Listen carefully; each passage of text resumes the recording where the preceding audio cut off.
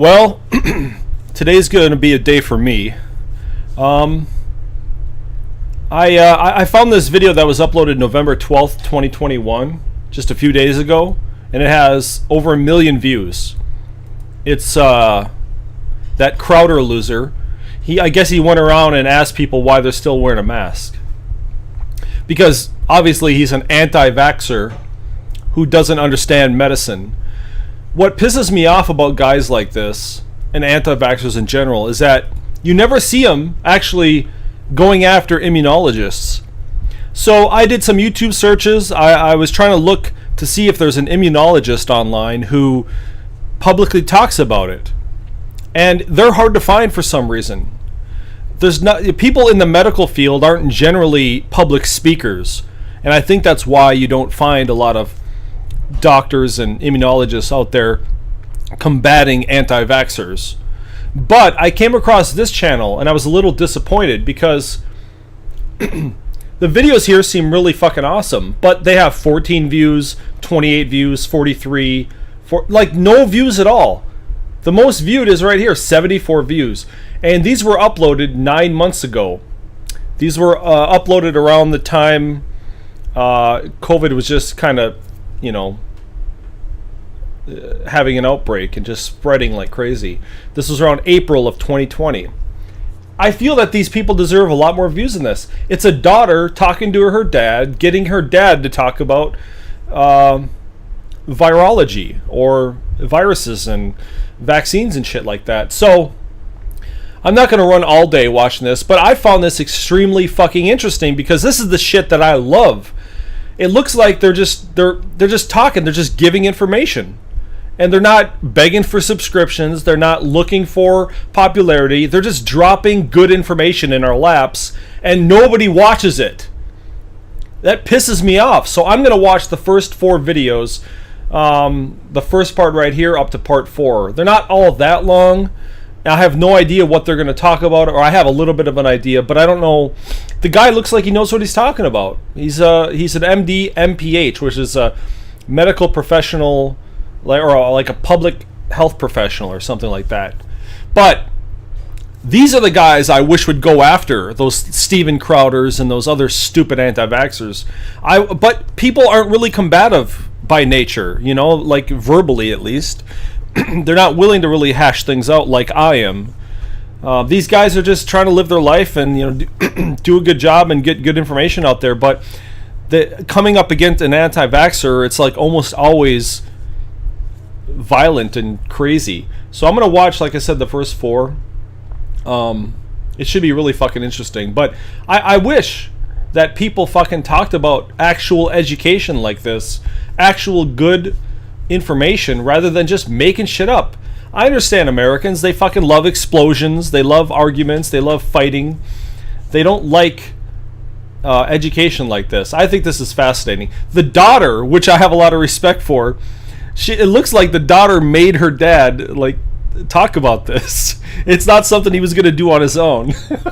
I find that so funny because that's just, the normal thing humans do. They feel compassionate enough to get good info out there. But, of course, it fell on deaf ears. But not today, man. Not today. I'm going to fucking watch this. So I got it queued up here. I'll put it in the corner. And I'll shut the fuck up as I watch this. Here it goes. Hi. Hello. We're doing this. Okay, we're doing the introductions now. Well, am I? Okay, so Dad, tell everybody. I want you to tell everyone who you are. Okay, I'm Dr. Gollum. No, I'm Jeffrey Dobkin, and I'm an MD, MPH. I have several academic appointments at New York Medical College and another one at Cornell. I deal with community health, but I'm basically a pediatric allergist and immunologist, dealing also with adults. Mm-hmm. We're putting this together because of my daughter, who thinks that we should share information. I recently published a paper, again through Rachel, thank you. Oh, you didn't know you published it on. Well, it was on Kevin MD. It was Yeah. on a doctor blog site, but he retitled it, or whoever his editorial staff has retitled it. The original title was on Crying Wolf. I like the title he came up with, though. Yeah, his was You Have to Be Apolitical and honest truth-telling. Mm-hmm. And we want to talk a little bit about some of the concerns that everybody has about COVID-19. Yeah. And what does it mean to be embedded in the mechanics of an epidemic? Yeah. We all are. We're all cooperating with our government, staying home and trying to stay out of family fights, which sometimes works and most of the time doesn't. Well, I think we also wanted to mention the fact that you are now, this is day how many after your bone marrow transplant? Well, I do identify with everybody who hates being quarantined, sheltered in place. I'm at the halfway point of a 100-day period of isolation following a second bone marrow transplant. In the course of the last 16 weeks, I've spent 7.5 of them hospitalized for treatment for cancer. So I'm one of the high risk individuals that has to deal with this epidemic. Yeah. But well, and you've been fighting multiple myeloma. Right, that's the cancer. I have a blood cancer, a cancer of the white blood cells. My immune system essentially is shot. And so I'm not just high risk because I'm an old person. Stop. Well, I'm an old person. I can remember when they invented light. But anyway, I'm in the age group and disease group that is identified as being particularly at risk from COVID-19. Yes. Well, so we had a bunch of people who have written to my dad in regards to wanting information about the virus, and we've been talking, him and I and us and our family, about what is really going on. And so we thought it would be great to share a lot of that stuff with you guys, because so many people are scared and frightened and just we are looking for guidance to doctors like my dad, who knows so much. I thank you for Yes. that. But I spent, I think, the last 4 weeks trying to calm my family down, because the endless machine gunning of information on COVID-19 through all of our media sources has done nothing but confuse people and scare them at the same time. Yeah. And I'm trying to keep everybody on an even keel. We do not need to be afraid of what coronavirus is or can be. It's been around a long time. It's probably as old as mankind. Yeah. So can you talk a little bit about what coronavirus is in general? That's a good place to start. Yeah, and I would do this to orient everybody. We have always, as a living species, as an inhabitant of the planet, had to share the planet with organisms which predate us, right, which is what a virus really is, in effect. The coronavirus that we're talking about now was long ago, mid-1950s, identified as one of the agents that cause the common cold. So coronavirus and the common cold are partners. They've been around for a long time. And it was not until the electron microscope, as a technology came along, that they could visualize this virus, giving it its name because it has a crown around it, corona. Right. But the fact is, it's a common, ordinary, everyday virus that causes sore throats, runny nose, and sneezing. And up until recently, nobody really, well, let me say this differently. Nobody spent a lot of money trying to develop a cure for the common cold, because there were too many things that caused common cold. And the military, who did spend a lot of money in the 50s and in the 60s trying to not only understand the process of infection that led to a common cold, but also what could be done to stop it. But the COVID-19 segregated itself away from the rest of the coronavirus.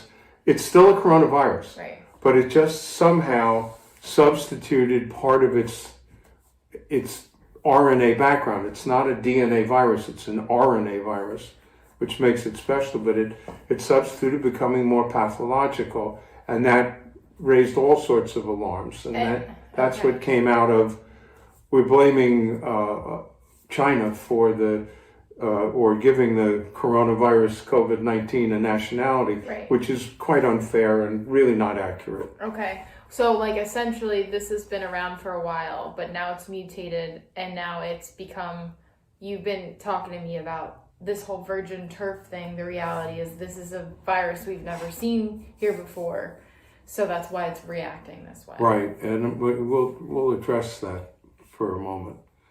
What makes any pathogen more or less lethal? And that's sort of the starting point where somebody, and I'm going to assume CDC or NIAID, National Institute of Allergic and Infectious Diseases, identified this virus after the outbreak occurred in China. Mm-hmm.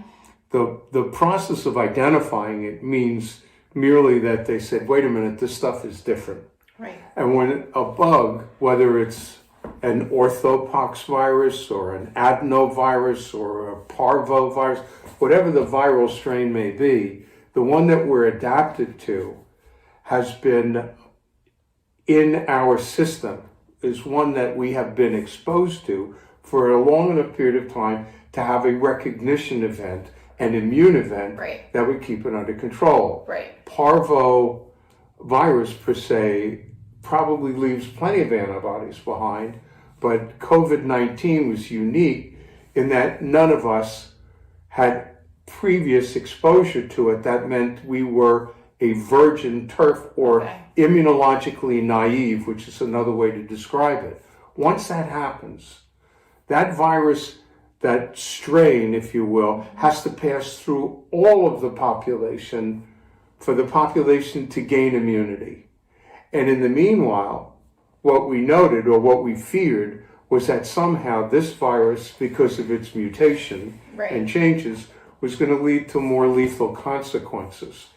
This is not something you can tell beforehand. You can only look backwards at an epidemic to determine what happened. Okay. This is true from time immemorial on, and you can find it in the history of different epidemics that changed the history of the world. Smallpox being, I think, the litmus test of something that is both complicated and very lethal, because it never lost its ability to kill over half of the people that saw it, though the statistics showed that the last wave was about 30% lethality. When was the last wave? The last wave was actually in the 70s. And that's when it developed. Right, but smallpox is a very special bug. Right. It killed more people in the 20th century than all the other plagues. Bubonic, the Black Plague, the pestis, pneumonia, typhus, you name it, tuberculosis. There was nothing that came close to the lethality of smallpox to settle in. It's interesting. Diseases have modified history. You can go back into the ancient Roman and Egyptian literature and find smallpox. Right. I also read that in what you showed me earlier. That was in the book Scourge by Tucker. That's a worthwhile read, by the way, for everybody who wants to hear what an epidemic really looks like. What makes COVID virus so unique is fear. Right. People don't know what it's going to do yet, but all of the radar went up. We know that it recruited a population of extreme vulnerables, but it was a segregated population. Well, there are three populations that tend to have immune deficit without necessarily being sick.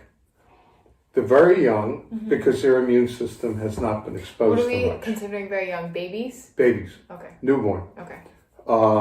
And actually, when most infants up to age 24 to 36 months are vaccinated in that period of time, because human infants are born with a legacy immunity, meaning the placenta and the mother's immunity has been transferred to that baby in the form of immune language antibodies. But up to about age 36 months, just to complete a thought that I introduced, the baby has this bank account, if you will, has a savings account that has been passed from the mother to the baby. Okay. During that period of time is when we vaccinate these kids. We vaccinate against polio, diphtheria, pertussis, tetanus. So when their own immune system is ready to roll, as it picks up its own biological potential, in other words, as it matures, right, it can pick up the thread, and we don't see neonatal polio or diphtheria or pertussis as once was the case. Go back to the beginning. Why is that? Because of vaccination? Because of vaccination, because of the ability to identify lethal diseases. Not all of them are viruses, right, by the way, but to put it in context, to do things that'll prevent. And in the past, it was the shaman, the witch doctor, the healer in the tribe that would, consult all sorts of mystical and arcane techniques in order to come up with the answer. They never treated the patient. Mm-hmm. They predicted the outcome. Mm. And this one will die and that one will live, based on usually something that had happened in that patient's past that made them cursed and etc. We can't behave this way now. COVID virus is not a curse. It's not hard to understand. It's a legacy diagnosis or disease derivative of the common cold. Right. Now, if you look at it that way, then being afraid of it is the same as being afraid of the common cold.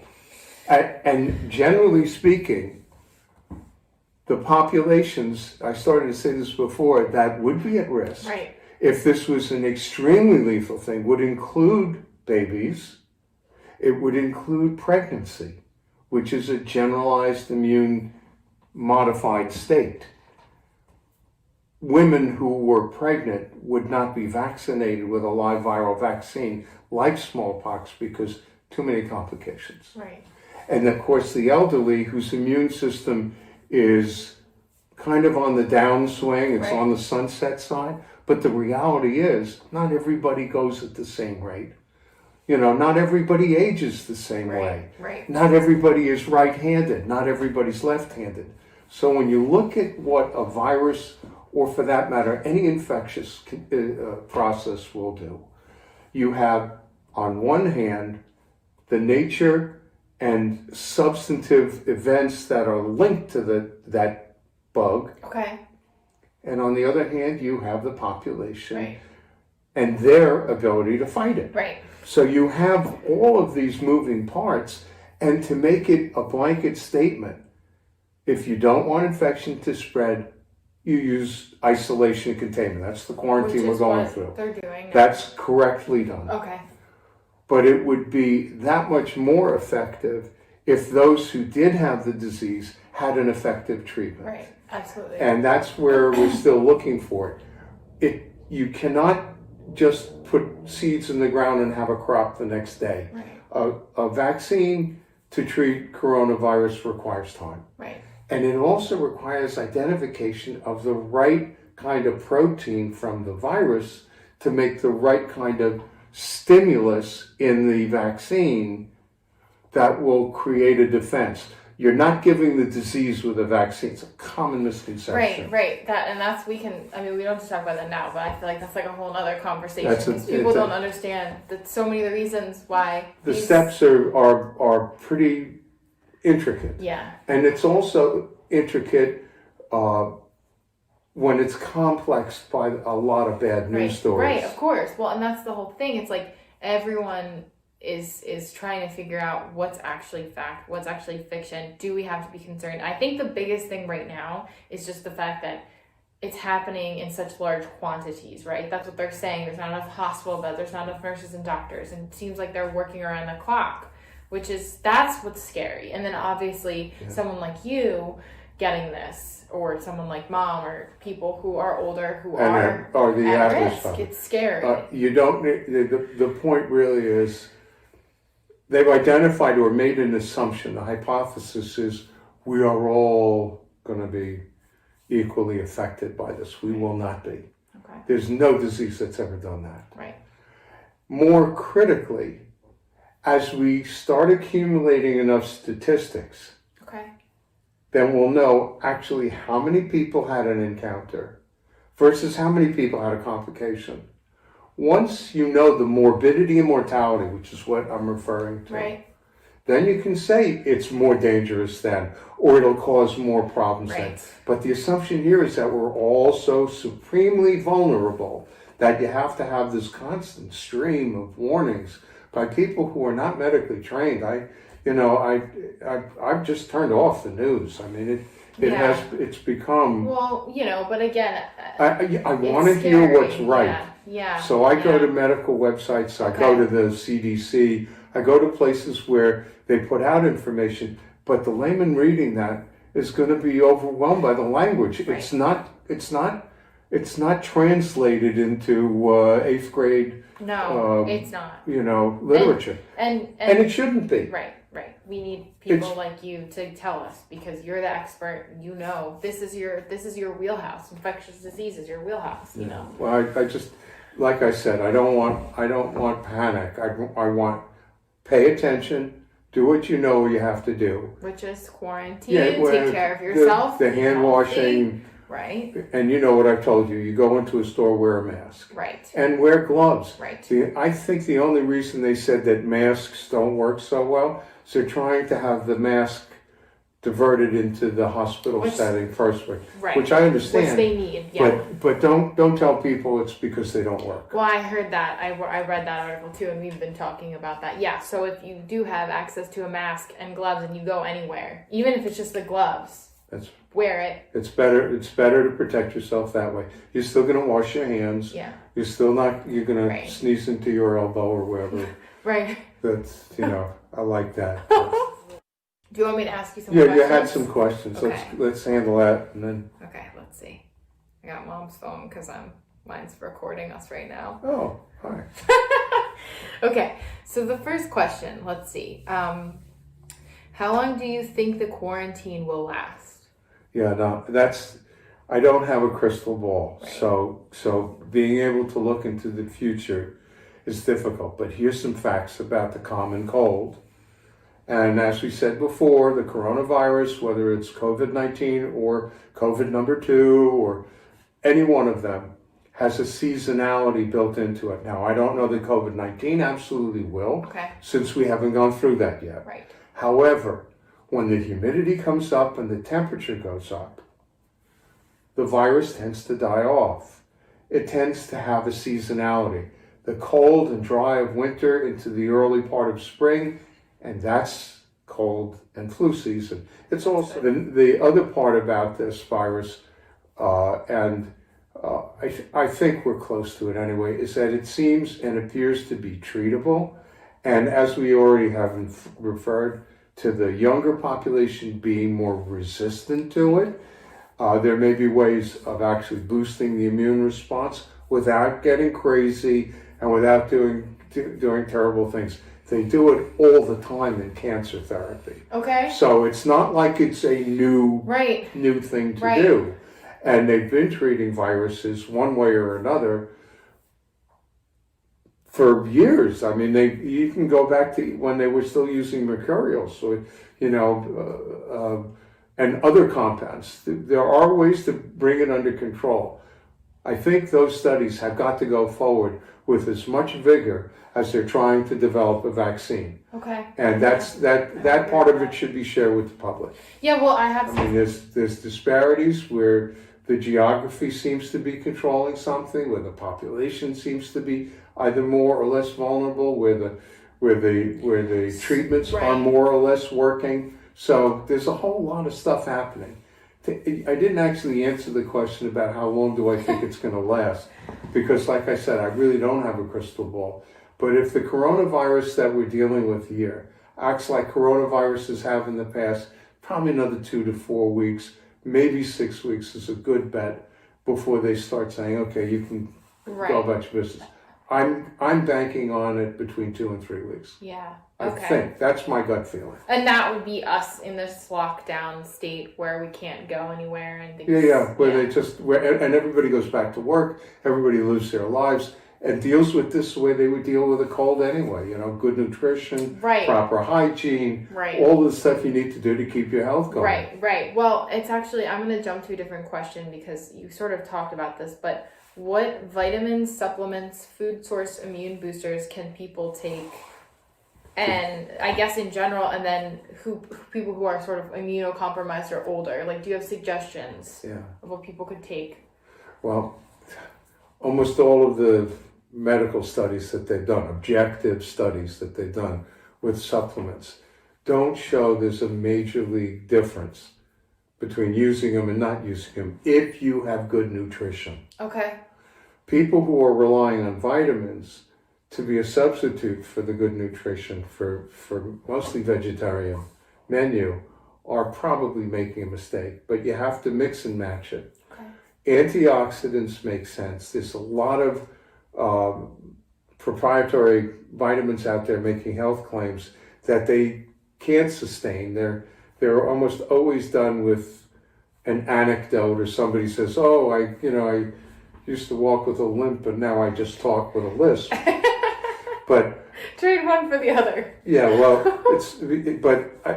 whether those vitamins actually do things, yes, they'll improve your immune system in several ways. You'll see an improvement. What kind of vitamins are you talking about? Well, I don't want to give a brand name now. Okay. No, I just meant like A, B, C. But I would go with the fat solubles, the KADE. Okay. And stay within the parameters, and the minerals and water soluble vitamins, which like vitamin C and others are simple, are also important. But like I say, if you drink orange juice and you or any fruit, proper nutrition. Proper nutrition, you're doing just as well as if you take a whole bunch of vitamins. Yeah. It says immune boosters. Someone asked about immune boosters. Immune boosters? That would be the same answer. Okay. All right, let's see. Okay, let's go back to this. So, what happened in Italy? Yeah. Or for that matter, what happened in China. Or what happened in Iran, or what happened in any area where they've had outbreaks. And unless I actually was able to look at the data and say, I could give you an opinion, but it's an opinion. I can't offer any explanation other than they probably did not have the proper setup going in. They probably didn't do early on isolation. But it's all speculative. It's a hypothetical question.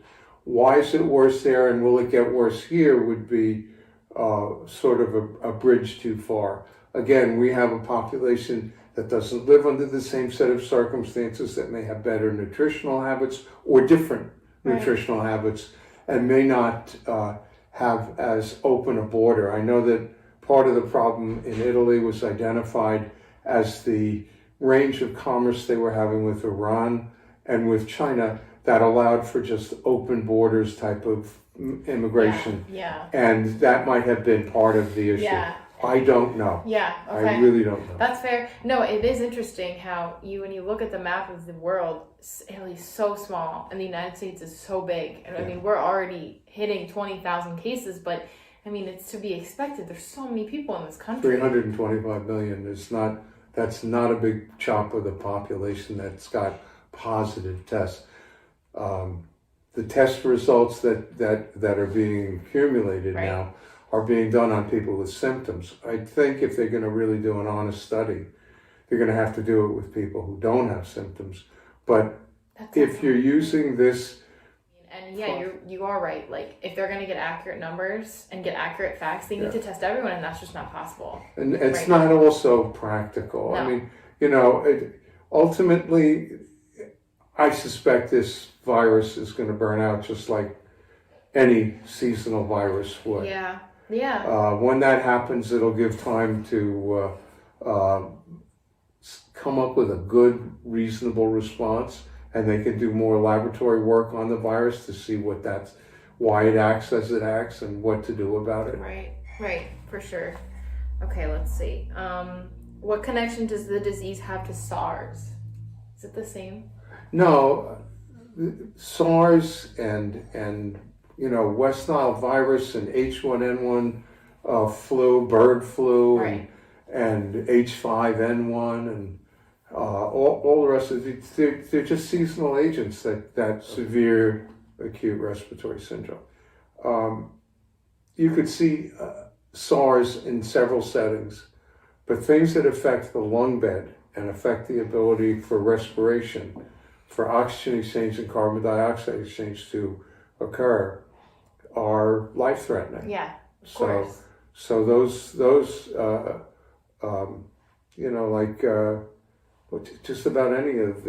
just about any disease of the lungs. Pneumonia. Pneumonia is a manifestation of something like SARS. Oh, interesting. Or like COVID-19, right.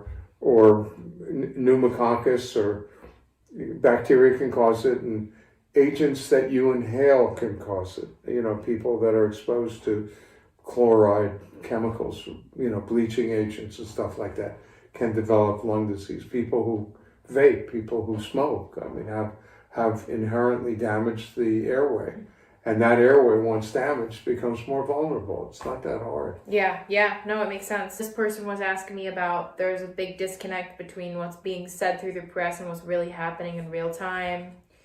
People say they are having a lot of trouble getting the care they believe they need when the press is saying to call your doctor first and they'll handle the process. People are saying they are being tested for the flu and then sent home until they get worse and worse until it's too late.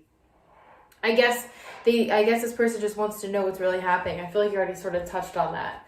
I did. Yeah.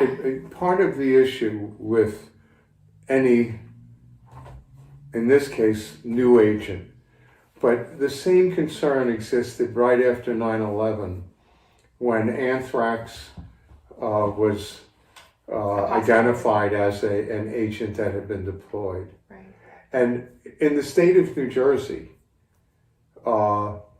there were altogether, I think, 4 or 5 cases. Actually that included New York. But the treatment, Cipro, an antibiotic, was sold out of all the pharmacies because everybody went to get I need to have something at home and on call. That is a measure of public being frightened, of being intimidated by facts. And then putting yourself into what's known as the worried well class. What the goal was to stop the surge into emergency rooms and hospitals of people who were afraid that their common cold or that their process was anthrax. So in order to stop, in this case, the COVID-19, in order to stop the process of a surge to a hospital, the advice has been rely first on a health provider, and we'll actually see what's going to go on. And if down the road you need to use it, well, the hospital will be there then, and it won't be overwhelmed. Right. So. Well, now I know for New Jersey it's 211 for all information. Just seems like a lot of chaos because normally when you would get sick, you would just make an appointment with your doctor, whether you have bronchitis or laryngitis or the common cold. And then they see you, they put you on antibiotics, maybe, and that's it. But which is what most people are reaching for. They want a solution, and they want to know that solution's available to them and that they won't be denied. I think people are getting so scared about tests as the first thing, and it feels like feels like that's the first thing you Right. want to do. Right. But I still think, like I said, I was educated before light was invented. So Not true. Well, I graduated at a time when it was still appropriate to talk to the patient, for the physician to be hands-on, to listen to their breathing, Right. use a stethoscope and know what you're listening to. Not through a shirt, not not over the telephone. Telemedicine, I don't know how that's going to work. I know, it's hard. I mean, But- they're doing But it to you had to protect look at a people. throat. You had to feel for lymph nodes. You had to look at the lining of the nose. You had to look in the ears. You had to look in the eyes. You had to touch the abdomen. You had to do a decent history and a good physical. And then you could either tell somebody, look, here's what we're going to do and here's why. Right. Versus, don't call me in the morning, take 2 aspirin. Right. And, you know, all of these range of choices in an age of healthcare reform, I don't see it as improving delivery of care to patients or people. Right. In general, education is good, but experience with it is more critical. Right, and this is something we haven't experienced in our lifetime yet, at least. No. So This it is uncharted territory. This is novel, and like I said, the fire has been flamed by throwing a little bit more gasoline in it. You know, Thanks to the media. Yeah. Oh man, no, I know. I mean, don't get me wrong. No, well, I thinking can every see it other in my day. own family. It's hard to reassure you, hey, there's nothing really to worry about. Hi. Yeah, well, I'm here. Feeling a little nervous. Every other day, there's one point in the day where I think maybe I have coronavirus. And then I'm like, oh my God, I gotta leave because I can't get you and mom sick. yeah, well, you're not. Yeah, it's what I told you. I said this is a common cold. Yeah. It's just a variant, and it is something that we have to be careful. Yeah. But and not necessarily casual. I'm not being casual about Yeah, it. I know. But And that's what I don't want people to think. I don't want people to think that. You know, Yeah. we're just here to shed some light, start some dialogue, maybe address some of these, like, because these are ethical questions too, and they don't necessarily have answers. Yeah. You know. and it's hard to ignore it, especially when we have to sit at home, look at our feet, and do nothing other than try and, hey, what are we going to do today? We can do a puzzle, Dad. Yeah. Let's do a puzzle when we get off this. Okay. I'm ready for that. No, it's good. This is good. And ultimately, we're all doing our part. We're staying clean. We're staying home. We're, doing the social distancing is working. It's slowing everything down. We're keeping in touch with our family members. Being with the people that we need to be, Yeah. hopefully. And hopefully everybody has access to, a food supply Yeah. and a clean place to live and Yeah. and stay. And This. New York Post reports that half of confirmed New York City COVID-19 cases are having gastrointestinal system issues. Did you hear this? GI is not a big surprise. Take a look at coronavirus. Right. Having a GI component would not be unusual, especially given the way those viruses are sort of surface related. They go to the moist surfaces in your sinuses and in your nose and in your throat. Well, the surface of your stomach and your gastrointestinal tract is pretty moist.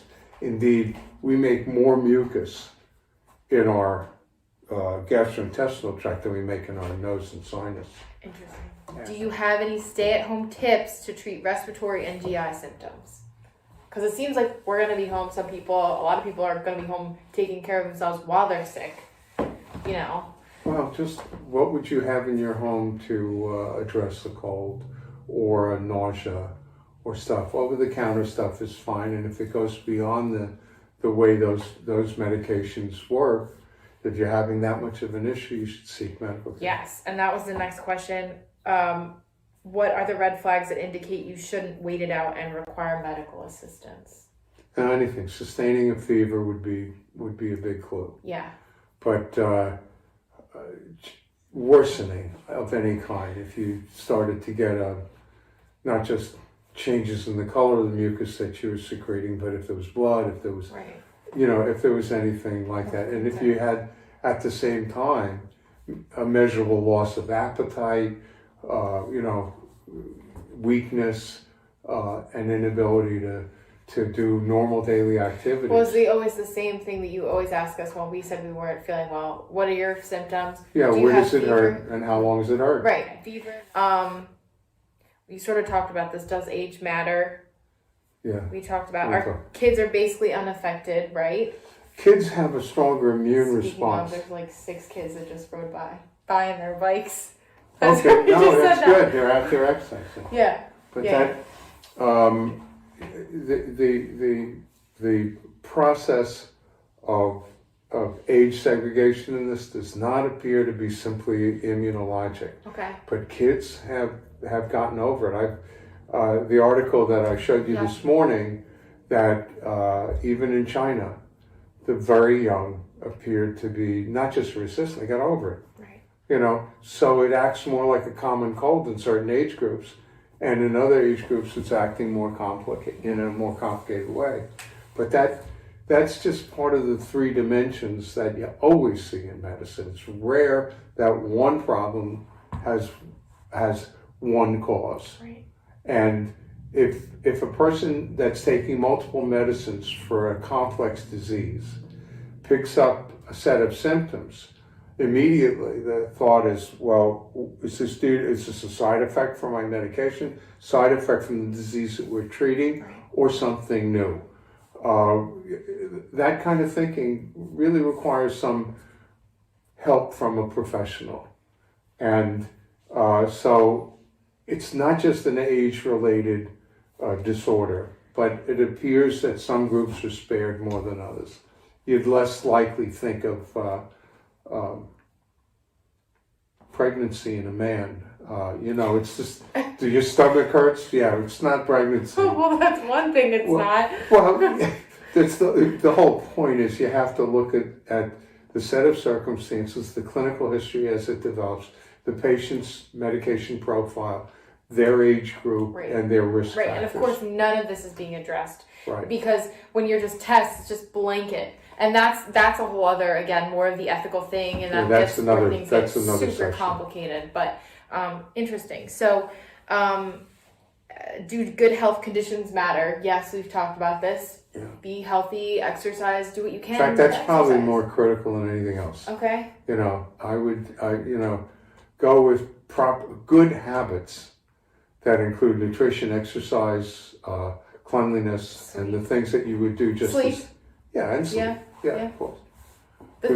Sorry, go ahead. The things that keep you strong. Yeah. That's absolutely true, including the way the immune system responds to rest. Well, I think that's a huge takeaway with all of this, is that everyone can benefit from just being healthier, being active, I know, I'm going to have to stop that in a second. Be active, your nutrition, your health, how much are you drinking, how much are you smoking, like even people my generation who sort of just do that carelessly because we can, take a step back and really think about how can I be healthier? Yeah, less price. Right, because at the end of the day, we all have to take care of ourselves and our health. And that's something that you always preached in your practice. I know. Well, that's a good message to end this on. Yes. Yeah. Yeah, for sure. For sure. Anything else you want to say? We're good. You can keep, we're still going. We want to say something else, Dad, to close? To close? I don't know. I still have more questions, but we can... We'll save it for our next session. Yeah. This is going to put a lot of people to sleep. Anyway, so. I don't think so. All right. Well, we'll see. Anything, Okay, so thanks for listening. Mom's coming in now. Dinner time. It's dinner time. Okay, it is dinner time. Thanks for watching and listening, and anything in conclusion? No, Doctor? just stay healthy, stay well, stay strong, and don't worry about this. Don't let this run your life. Use your sense to keep it in proportion. Yeah. We'll just get right into the questions. Sure. Okay, let's start with this. Okay, does blood type matter at all in regards to the coronavirus and catching it? So this is really a legacy of the internet. There's been a lot of reporting, whether it's false reporting or true reporting, that your blood type somehow is linked to vulnerability. So far, there hasn't been any definitive studies, so the answer to the question is I will hedge on that. I'm sure if there is such a connection, it would more likely be the type of immune system that the patient possesses, given their blood type. Okay. So genetically determined. But so far, the connection between one type being more vulnerable or less vulnerable is unproven. Okay. It doesn't have a specific answer. Does the virus leave lasting lung damage? Yes, it can. Okay. And that too is also a matter under study. Those who have had the severer form, who've been either in intensive care units or hospitalized or been on a ventilator, are being studied for permanent effects. Again, the answers are being developed rather than already Right. given, but there's suggestion that it does cause some permanent issues. Okay. Okay, let's see. How important is it to remain in place? This is an old question, so I feel like this has been kind of answered. But I guess remaining in place, staying in quarantine, all of those things. How important is it that we still adhere to those rules? In other words, the isolate and Right. and confine. Correct. That has more to do with spread of disease rather than specific susceptibility to disease. Okay. And it's a good idea to maintain these guidelines. Okay. I think that they will loosen up pretty quickly Okay. now that it's spring. Okay. But the issue of not being in a contagious situation or scenario is to the benefit of everybody, and it will slow down the spread. So we're seeing that it's working and that we have to continue doing that. Yeah. Okay. This is an interesting question. At home, how often do you have to wash your hands? That's a matter of choice, but the more you do it, the less likely you are to develop an issue, Sure. either randomly or unintentionally. We live in a germ world. Right. We don't live in a clean world. And the concept of doing frequent washing and wearing a mask and doing some of the other eating properly and sleeping and so on, it's just to put the individual in a position where they're more likely to avoid or resist the impact of a viral exposure. Okay. How much virus you're exposed to is not a matter of how many times a day you wash your hands, but developing the habit and staying ahead of the curve, Right. as it were, is a good idea. Right. And the whole idea, right? Because once we're in our homes, if we haven't left and we're not really touching anything that's been contaminated to the outside world, I mean, how much do we need to worry about it? Not really. Okay. No more than you'd worry about random contexts at all. Yeah. There is a suggestion that the amount of virus or viral burden that the individual is subject to will also determine the outcome. It's proportionate. Okay. It's always proportional. Good answer. Okay. Okay, let's talk about masks. I want to talk about masks. Masks. The first thing I want to ask about, I wanted to get those other two questions out of the way because those people wrote about that before we even had done the second video. So here is this. Okay, do scarf masks work? And can we talk about the process of masks and how people can really help themselves if they don't have access to any sort of mask, so they can't buy any, how they can make them? Yeah. All right. First, you have to put it into the context. Where is the mask being used and what is the purpose of the mask? Right. So we would see a different setting for somebody who's dealing with patients who are acutely ill from COVID-19. And in the care setting, you have to have a fitted PPE, personal protective equipment.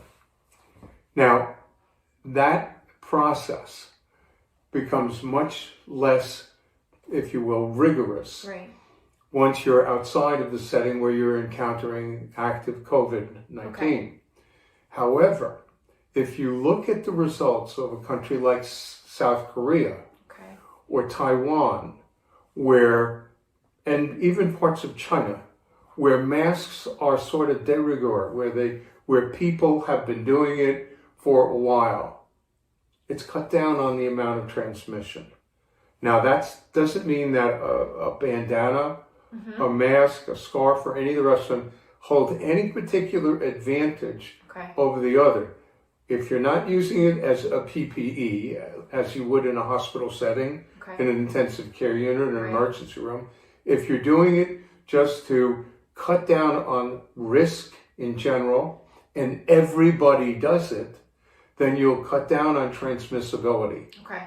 How much a different format of mask will work, how well they will work, rather, that's really a different kind of an answer. Yeah. But depending on how well made the mask is, Okay. how fitted it is, Okay. and how it's taken care of. If you're wearing a reusable cloth mask, Like a bandana. Like say a bandana. or scarf. right? Okay. Or we saw that video of the handkerchief being folded and then Right. with an electrostatic cloth in between. They work well, but they have to be cleaned, and they have to be, the surfaces have to be renewed. Once a mask becomes moist, and remember, you're breathing into it, Right. and exhaled air, Right. your breath is loaded with moisture. Right. As it soaks the mask and soaks the cloth and the material, and of course it depends what material did you make it out of, Right. that material itself will defeat the purpose of the barrier that the mask supposedly represents. Okay. As soon as that happens, you're actually vehicling anything that becomes embedded in that mask into your airway. So you have to know how often to change it, how quickly the mask becomes saturated, whether or not you're in a setting where you're at high exposure risk. If you're walking around your yard or in a garden, Going to the grocery store. going to the grocery store, you're going to encounter other people. Right. Therefore, you have a different level of risk. But if you're just wearing it around to cut down on casual exposures, it'll work fine. If you're in an area where there's going to be numerous other people, probably not so good. So then for people who do need masks and are going out to the grocery store like so many of us and don't have access to masks, what would you recommend they do? Well, at this point in time, the way to fabricate a mask is all over the internet. Okay, we'll include some links to that too. We found a couple that were really good. We're good. Yeah. The use of a mask by everybody, if everybody in the grocery store, for example, was wearing a mask, then it would lower the risk for the entire population in the grocery store. Yeah. If you had half of them not and half of them doing it, you're probably not getting much protection. Okay. So, and the reason there's such ambivalence, in part, on the use of masks, and that goes back to what the CDC and the World Health Organization actually said about masks, is they, quite frankly, wanted to divert medical grade masks to the medical industry, to hospitals, to caregivers. But everybody would profit by one form or another of masking. And whether it's with a cloth mask that's clean and fresh, or whether it's paper that's well fitted. What's the difference? When you say cloth mask, are you saying a homemade mask? Well, I don't think you can make a homemade mask out of paper. You need filtration qualified paper. Cloth would be like an N95 mask? But cloth with an electrostatic filter in it will work really well. And it's a renewable mask. Yeah. And you can fit it fairly tightly without being completely uncomfortable. The mask itself still has to allow you to breathe. Right. And many people you'll see wearing below their noses because it's uncomfortable. That defeats the purpose. I know, I saw somebody doing that. Yeah. So, well, and just to be clear, again, there is a video that we found that we'll share where this woman is showing you how to make a mask out of, like, she had a bandana, she had a washcloth, and she actually took HVAC filter paper. It's actually cloth. It's a filter. Okay. And you get it at Home Depot or Lowe's or one of those stores. But you can only use it once. An electrostatic cloth, right? The kind of thing that goes into an HVAC system, right? Can be cut into the proper size, and then when you clean the mask, you throw out the cloth. Yeah, and I actually did see the Surgeon General put a video on the CDC. It's like a 30-second clip where he's making the exact same mask, but he didn't put one of those Right. I things in noticed it. he didn't put a filtration. So I'm guessing if you really need a mask and you don't have access to the filtration system, you can still do that. Yep. But can you talk a little bit about the proper way to put it on and take it off and make sure, all that stuff and not to touch? Yeah. They've made this sound ultimately very complex. That you've been wearing a mask all day is part of the story that is given on the CDC. But if you take it off the wrong way, you spread all the germs. It's not that complicated. It really isn't. Okay. I mean, we're not talking about doing something that, requires a skill set and a degree. But you'll be putting it over your ears. So what you really do is you remove it by both ears coming forward. Okay. So that you don't smear it all over your face. But I think if people are wearing a mask, they're not going to crush it and use it like toilet paper on your face. It's just... They're not going to use it to blow their nose. Let's hope not. Oh. And the other thing that they made a big point out of was that homemade masks don't fit tightly. Right. That certainly is true in one sense, but I think most people would recognize that you have to have a proper seal around the portal of entry, nose and mouth.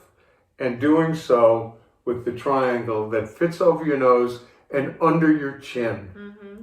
That's enough. Okay. They show that, but for whatever reason, they seem to emphasize that you don't know enough to not put half of your face on it and just, not do the thing around it. Well, we've seen some people do that. Well, they defeat the purpose of a mask. Of the barrier, right? And think of the mask as a barrier, not just something that you can use to hide your identity. Right. But so the other thing is, I know that you can buy, cotton masks that don't seem to really have any protection other than just you tie them around your nose and your mouth. Is that good enough? Or are those kind of like you're taking a chance? The old cotton masks were what the surgeons used for many years. That was part of the sterile equipment that you'd gown up before going in. And they had a cotton hat on top of that. Right. The improvement with having a slight clip or something over the nose to keep it tight to the face and all the rest of it came later. The real question here is, again, the setting. If you're going to be in a place where there's high risk of exposure, you'll want it to be tight, meaning that you're in a care setting. Or let's say a grocery store, because I think most people that are going to watch us are people that are going out to the store. Because I've already had a couple people write in and say, hey, like I'm going to buy my groceries and I want to put on a mask, but I don't have one. Yeah. All I have is this scarf or this bandana. Does this work? Not as good as a mask. Okay. And of course, that means you haven't folded it and fabricated a mask like barrier. If you have like a bandana and you're tying it and it's still open on the bottom, that's a problem. But if essentially you can make it into this folded mask with the ties, they actually, the one girl uses hair ties, elastic hair ties, that's okay, right? That should be fine. Okay. And at the same time, a suggestion, you're going to the store, get some nitrile gloves. Okay. Blue gloves. Having on gloves and a mask, you're less likely to play tug of war with the mask. Right. You don't want to touch it a lot. Right. Once it's in place, you leave it, you walk away from it. And having the gloves on, you're not likely to touch your face and your eyes and all the rest of the elements that are a matter of concern for exposure. Yeah, and if you're going into a store, just leave your phone in the car. Like, I don't even take my phone anywhere I go anymore. I put it in my glove box when I get in the car. If I have to go to the store, mask and gloves, and I don't even touch it until I get home and my hands are clean. Right. Because that's really where you can transfer all of your germs and you're bringing that home and people are not aware of these things. Yeah, and even if you wipe down the cart or the basket that you're using, you're still touching something that's had lots of other touches. Yeah. And just opening up a door or touching a countertop or picking something off a shelf, shopping for a dairy product or a frozen, you're going to have contact with the outside world. You want to limit the amount of time you spend touching yourself, either in your face or adjusting the mask. You want to leave it alone. Yeah, once you have it on, don't touch it. Yep. But so long story short, if you just have a regular scarf or bandana, it's really not advisable. Not so good, no. Because you had also talked about how the danger with that too is if you don't realize, it can then become a vector for giving you the virus. Because if you put it down or you touch it in the wrong way, and is that how easy is it for something like that to happen? Exposure. Yeah. You know, you're trying to limit exposure. Think in terms of this, that everything you're touching can be a vehicle. Okay. And if that's the case, that's what a vector is. You're defeating the purpose of the barriers, of the gloves, of the mask, and limiting the amount of time you spend touching a surface that and then exposing yourself to the content. Right. Okay, I think that's good. I mean, anything else you want to add about masks?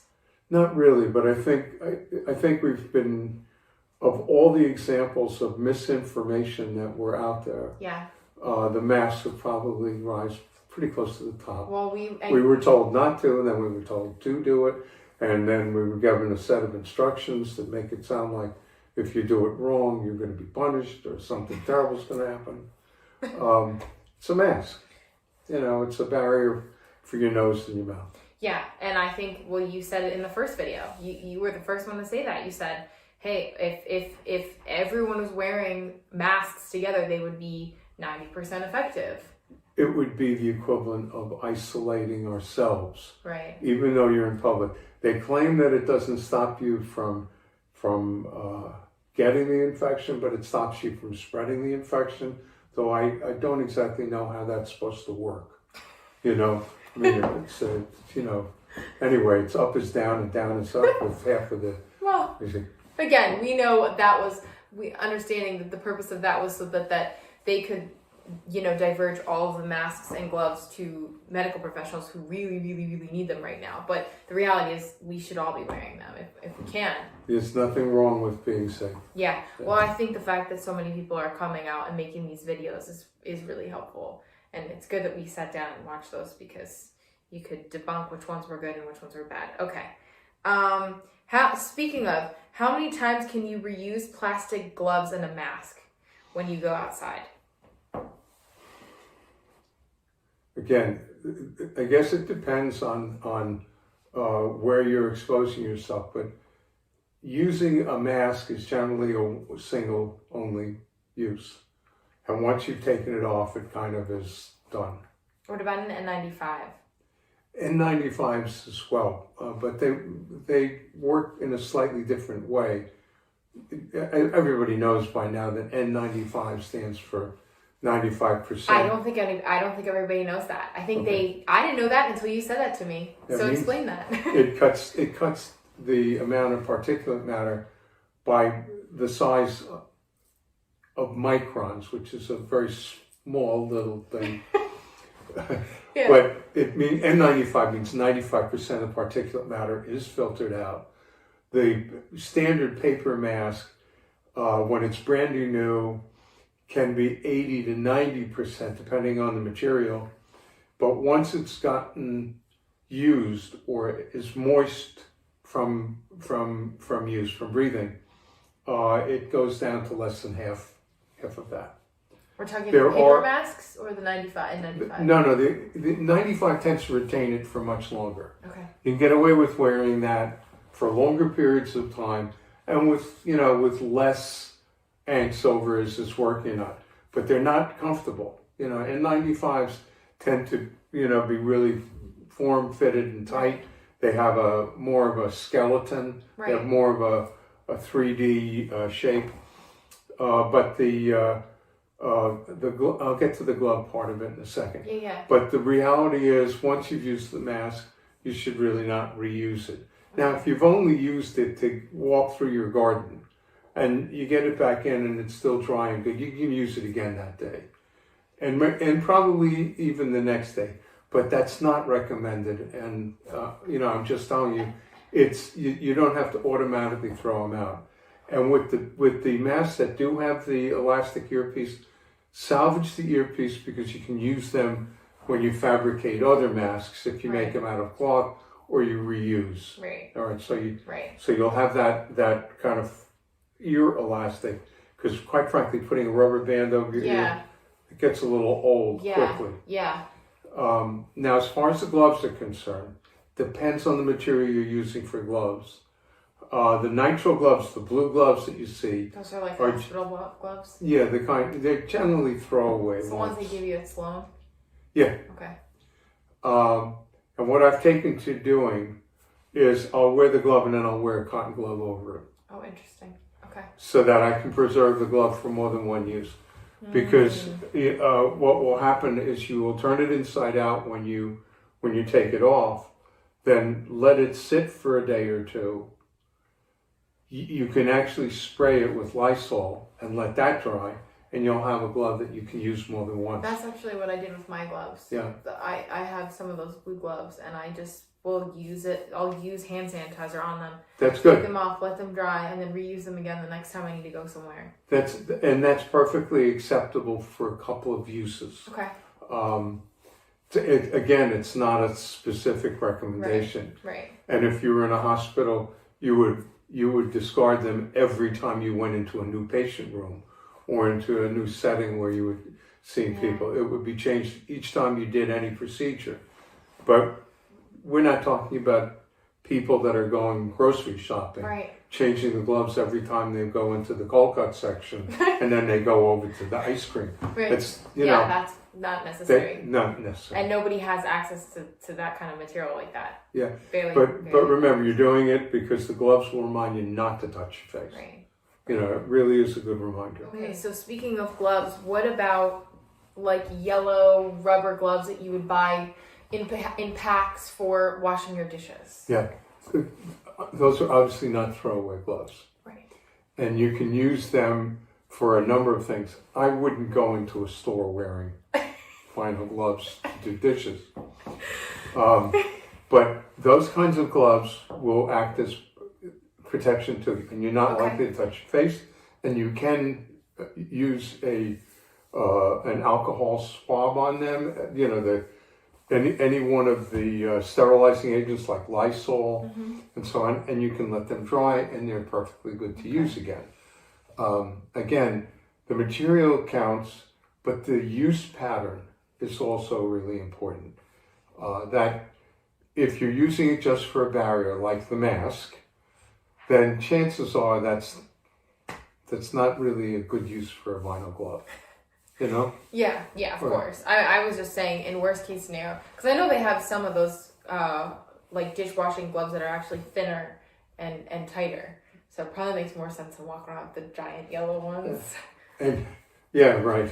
And surgical gloves, sterile surgical gloves that come in a folded format and in an envelope will actually go up above your wrist and over the scrub that you're wearing when you're going into an operating room.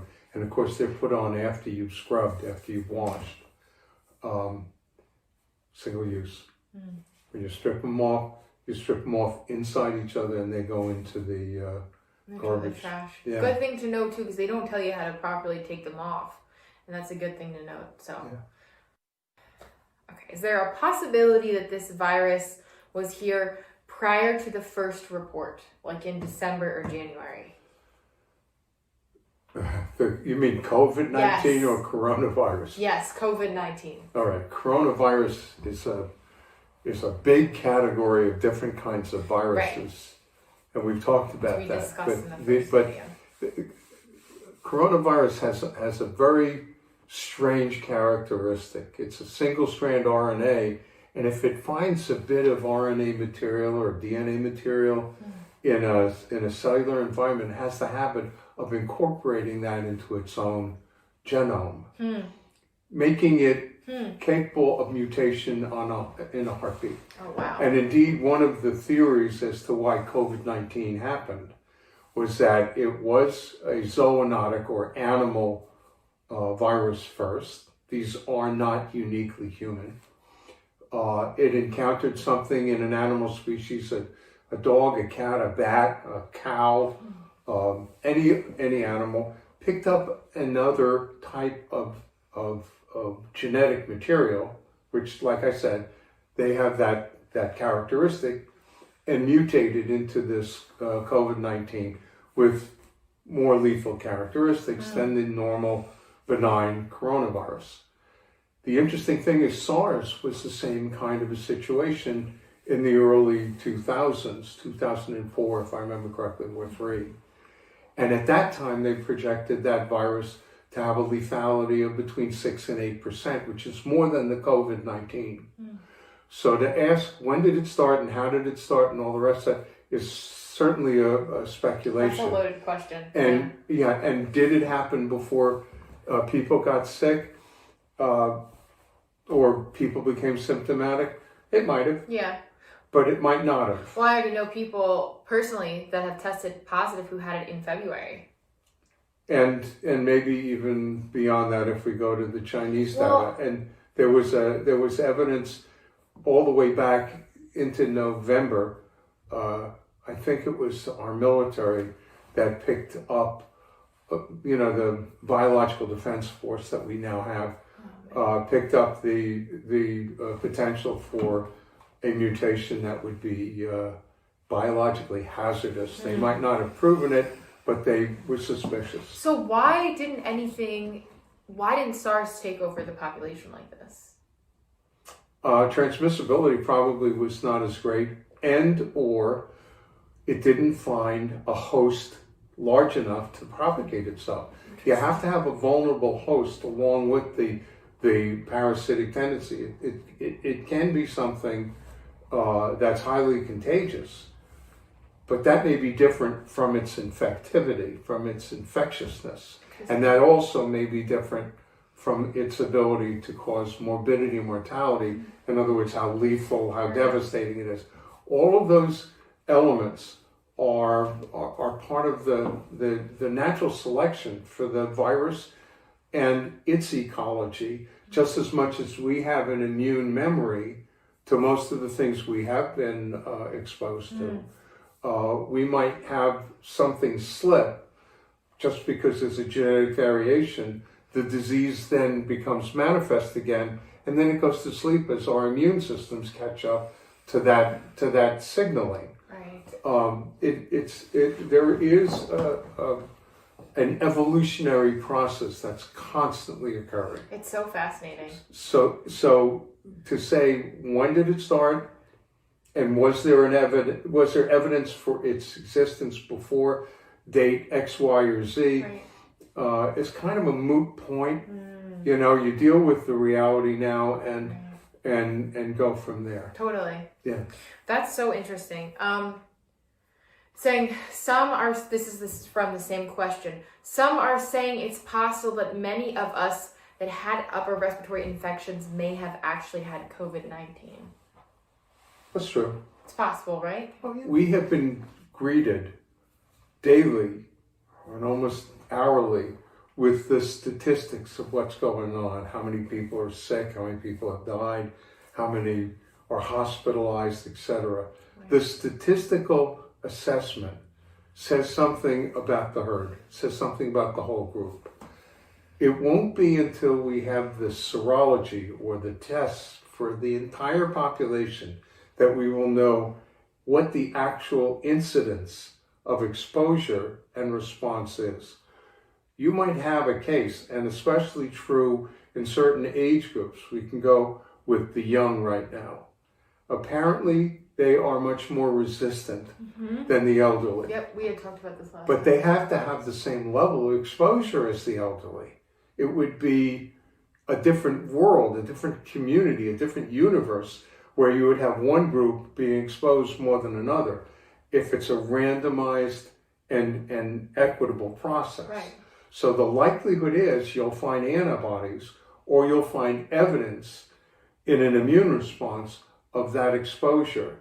Now, why everybody doesn't get sick the same way and why some people have insignificant symptoms, others have some moderate symptoms, and others have severe symptoms, all of that's a matter of study. But we won't know about it until we've completed the full cycle of exposure risk and measurement, and then look backward at those statistics. Then we'll know actually how bad the disease was or how moderate it was.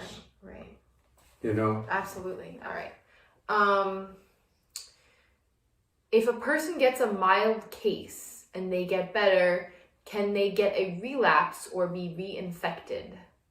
Would that require a mutation, and have any mutations happened yet? Second part of that question is a little bit, it's a little bit inaccurate. I wouldn't, are we talking about, do you have to have another COVID-21? Right. I think, yeah. I think but so let's leave that part out. Yeah. Well, you kind of just talked about the RNA properties of coronavirus and how and its ability to change its genetic behavior. Yeah. But the truth of whether or not a person has a mild case and then becomes immune to it, that one is still a matter of study. Okay. How long will the immunity last? What type of immunity is it? There are right now treatment paradigms, treatment protocol, where the patients who have recovered from coronavirus, where their serum is being harvested and given as a their plasma. As not just they've done it with plasma cells, they've done it as a sort of a cellular donation, but just using the gamma globulin fraction back to patients who are desperately ill, quite frankly. Similar to what was done for polio. Polio, gamma globulin was the name of the shot that was given to somebody who had exposure to polio, but was known not to have any defenses, or a child who you were worried about. They also did it with hepatitis and several other viral diseases. Having said that, it's unclear how long immunity will last, how deep it becomes, and whether a person is immediately at risk. But the probability is, if you just take your own experience with a cold, once you've had a cold, there's a grace period following the recovery when you're not really likely to get another one. And that's pretty much what will happen with this coronavirus, because that's what's always happened with coronavirus. Right. If something different happened, it would be very, very... It would be a different universe. It's not. That's not what's going on. Okay, good to know. Okay, let's see. This one's kind of specific. I saw my first mosquito in my living room today. Can the virus be transferred via blood? Also, countries on the southern hemisphere are approaching colder weather. Are we going to see those countries more at risk? How much does weather and temperature play a part in the spread of the virus? Those are two good questions. The virus is not spread through blood. Okay. All right. It's an airborne virus. Okay. So will they have an event below the equator as they approach their cold and dry seasons? It's possible. Yeah. I don't think anybody is speculating on that right now. I know that they are, as part of the whole globe, the world is now considered, no matter what, one world. Rapid translation from place to place, populations constantly on the move, and a germ like a coronavirus is a global virus. It's just likely that will be part of the hazards that lay ahead. Perhaps we'll have something to stop it before then. Yeah. As a treatment or preventative, but we're still not quite there. Right. Well, and the next question was, I think you talked about this a little bit in the first video, but weather and how that affects the cold or potentially the coronavirus, or because somebody else also asked to come. So maybe talk about like weather and how that affects it, and also how this might become a seasonal thing. Those are good questions too. The cold and flu season corresponds to the time of the year when we get not only colder, but drier. Cold air does not hold moisture, which tends to desiccate the mucous surface. That's why your lips chap in the winter. Right. It's why you bleed. Your nose may have a tendency to bleed in the winter. But that chapping, that that change in the hydration level of the body contributes to damage or injury to a surface that, if it's not intact, will allow things that are resident on it, like a virus, to have easier access to the tissues beneath. Once that happens, you start a cold. Okay. Whatever it may be, whatever the agent may be. In the case of the coronavirus, it had certain other properties that impacted on cellular metabolism and cell pathology. Right. That's what effectively turned this from a common cold into something more aggressive. Right. Now, having said that, the process of winter is not unique to the harm done to the respiratory tract, but it contributes to it. And it contributes to an environment where one person gets infected and then another person gets infected, and before long you have this kind of horizontal spread of an infection to everybody who's susceptible. Now, people with an immune system response from a previous exposure will be less likely to have a big bad outcome. Right. So what is likely to be the longer term evolution, as more and more people are recruited into the exposure pool, there'll be more and more people that have some immune language, some antibody legacy that will enable them to fight it off or attenuate the disease. Right now you're dealing with people who haven't seen this kind of virus before, so the most susceptible and the most vulnerable are getting sick. Right. That's not likely to happen again, even if it becomes, as is likely, a seasonal virus. Almost all of us know that winter is cold and flu season. Right. And there are some things we can do about it, and there's a lot of things we can't. Right. But putting up with something is different from actually addressing it. And right now we're in the put up with it phase, rather than do something about it phase. Right. Hopefully the do something about it phase is going to happen soon. Right. Yeah.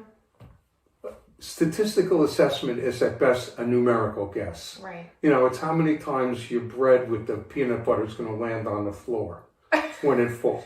It's, you know, you can drop it X times. I know for me it's going to be always peanut butter side down. Right. There you go. Yeah. Exactly. But giving it a numerical value that this is going to happen X number of times over X number, over Y number of days, and over... It's impossible to tell. That predictability, if it were built into this, well, I guess you wouldn't have to worry about the lottery. Because you could do it at the, you know, you can do it every time. Right. So we have to look at that. Now, as far as... Okay, what is the likelihood of catching the virus from getting takeout food delivery from your local pizzeria or restaurants? Highly improbable. Highly improbable. But I'm never going to say never, because that would not be. But if you're getting cooked food, and it comes in a box that human hands don't touch.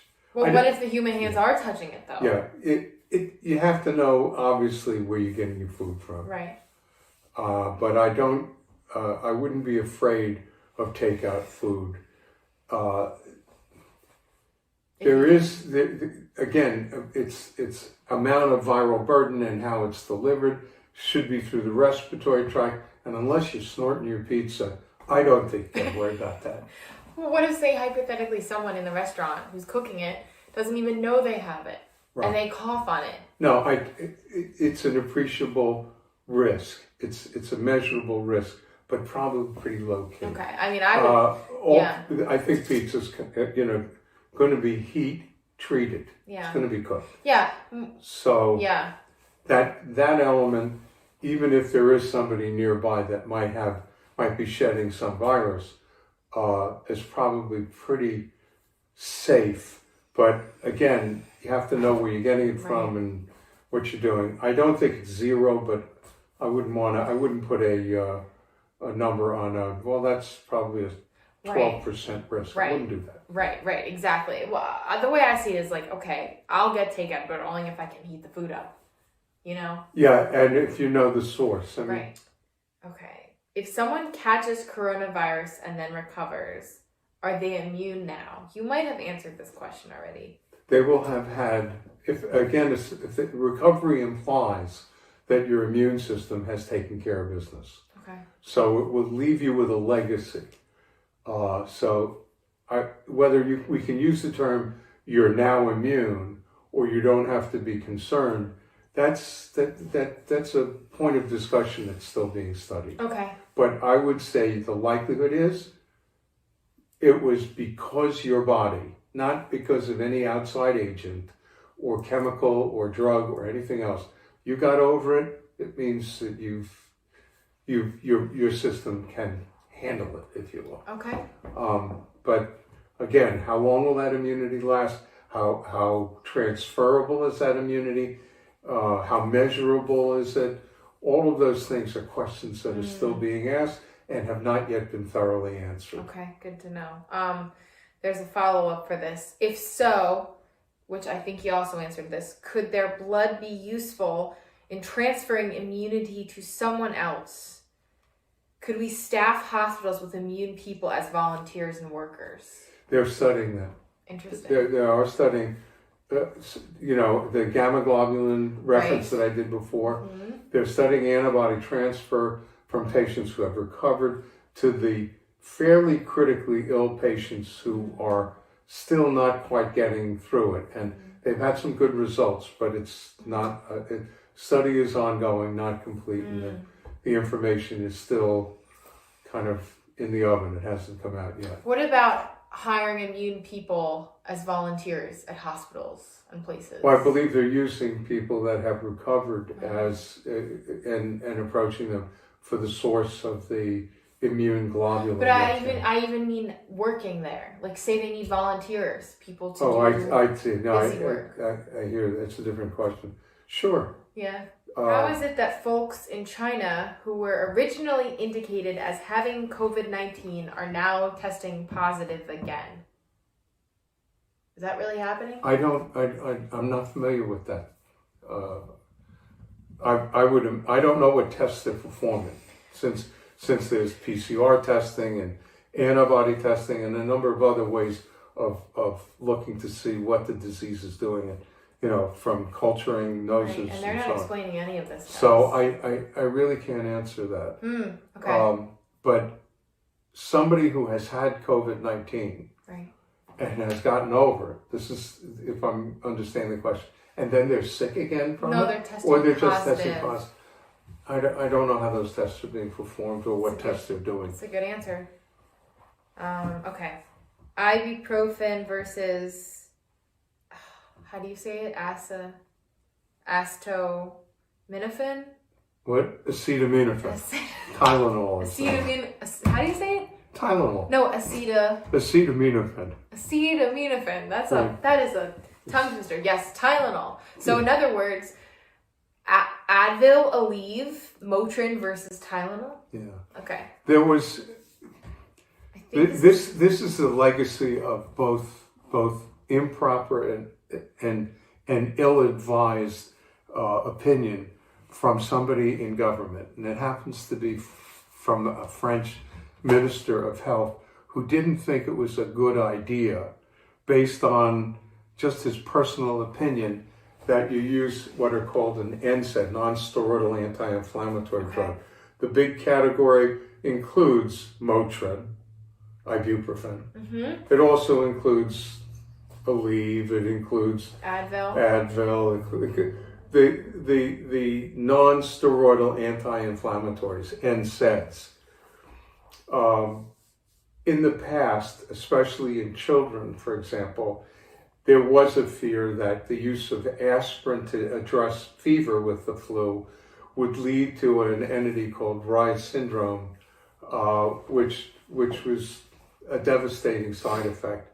So aspirin, in certain circumstances, was not an indicated drug to take care of fever, and indeed, acetaminophen, Tylenol, is a better anti-fever drug than even aspirin. Than any of those other ones. Right.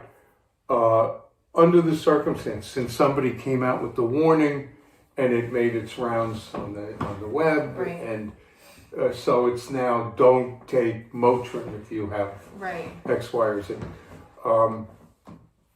In overabundance of caution, just if you don't need to use anything to address a fever, good. If you do, Tylenol, but make sure that if you do have a fever and you do have the cold-like symptoms and all the rest of that, that you let your healthcare provider know this, Right. so that they can give you their input on what's best to use, Right. rather than grabbing something over the counter to treat a symptom.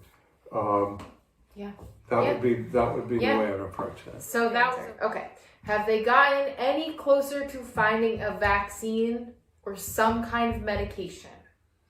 And then this person followed up with I heard there was a study being done with people taking a combination of antibiotic and the medication for malaria. We've been talking about this a lot in our house, so maybe we should just talk about that here. Okay, so that's really two questions. Yes. That's really a Vaccines. the first one we'll go with is vaccine, and the second one we'll go with, is there a treatment that we can use? As far as the vaccine is concerned, there's certainly at least 7, maybe 8 different groups that are working hard at developing different types of vaccine. One in particular is genomic, where you recognize the gene structure that you're dealing with based on the RNA studies or DNA studies of the COVID. It's RNA studies, obviously. Because it's an RNA virus. It's an RNA virus, right?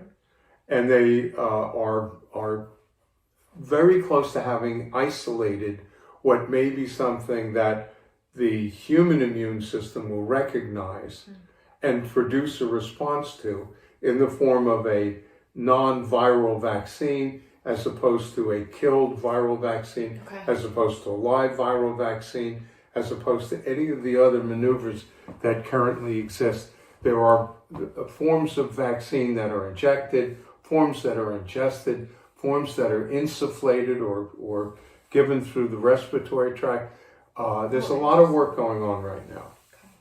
But the point really is it has to produce an immune response that's protective in nature, and that has to be tested no matter what the vaccine is. It also has to be tested for safety. It has to be tested for compatibility with other forms of treatment, comparing it to what we already have, if you will, in the armamentarium. The function of doing all those tests is to assure effectiveness, efficacy as they call it, as well as safety. That's not something you're going to be able to just do overnight. Yeah. Yeah, and you have to have enough accumulated data to make a decision. But the work is ongoing. And there are several groups that look like they're very close. That's future file. No matter what you do, the timeline to prove all the things that have to be proven, to say, hey, that's a good vaccine, probably won't mean something until, if we're lucky, next fall. Jeez. Yeah. Wow. Okay. Yeah. Well, if we are, then it'll hit at the beginning or before the flu and virus season begins. So not a bad thing. Not about that. The second question. The second part of it is about medication. Yes. There are, and these are anecdotal reports, but the anti-malarial drugs, hydroxyquinoline is the one that has come up high on the scale. Hydroxyquinoline and its derivative compounds and its antecedent compounds have been around since World War II. They actually started in the mid-1940s because malaria was part of the process of fighting in the jungles of Malaysia and the Philippines and in the South Pacific theater. That it's an endemic disease, been an endemic disease as long as probably one of the oldest epidemics in mankind's history. Malaria has been around a really long time. The hydroxyquinoline prevents the virus from penetrating the cell and becoming resident or taking over the metabolic machinery of the cell that's infected. along with zinc and along with an antibiotic, azithromycin. That combination has proven effective. It's used routinely in India. It's been used in China. It's been used in Japan and in South Korea. It's been used in Brazil.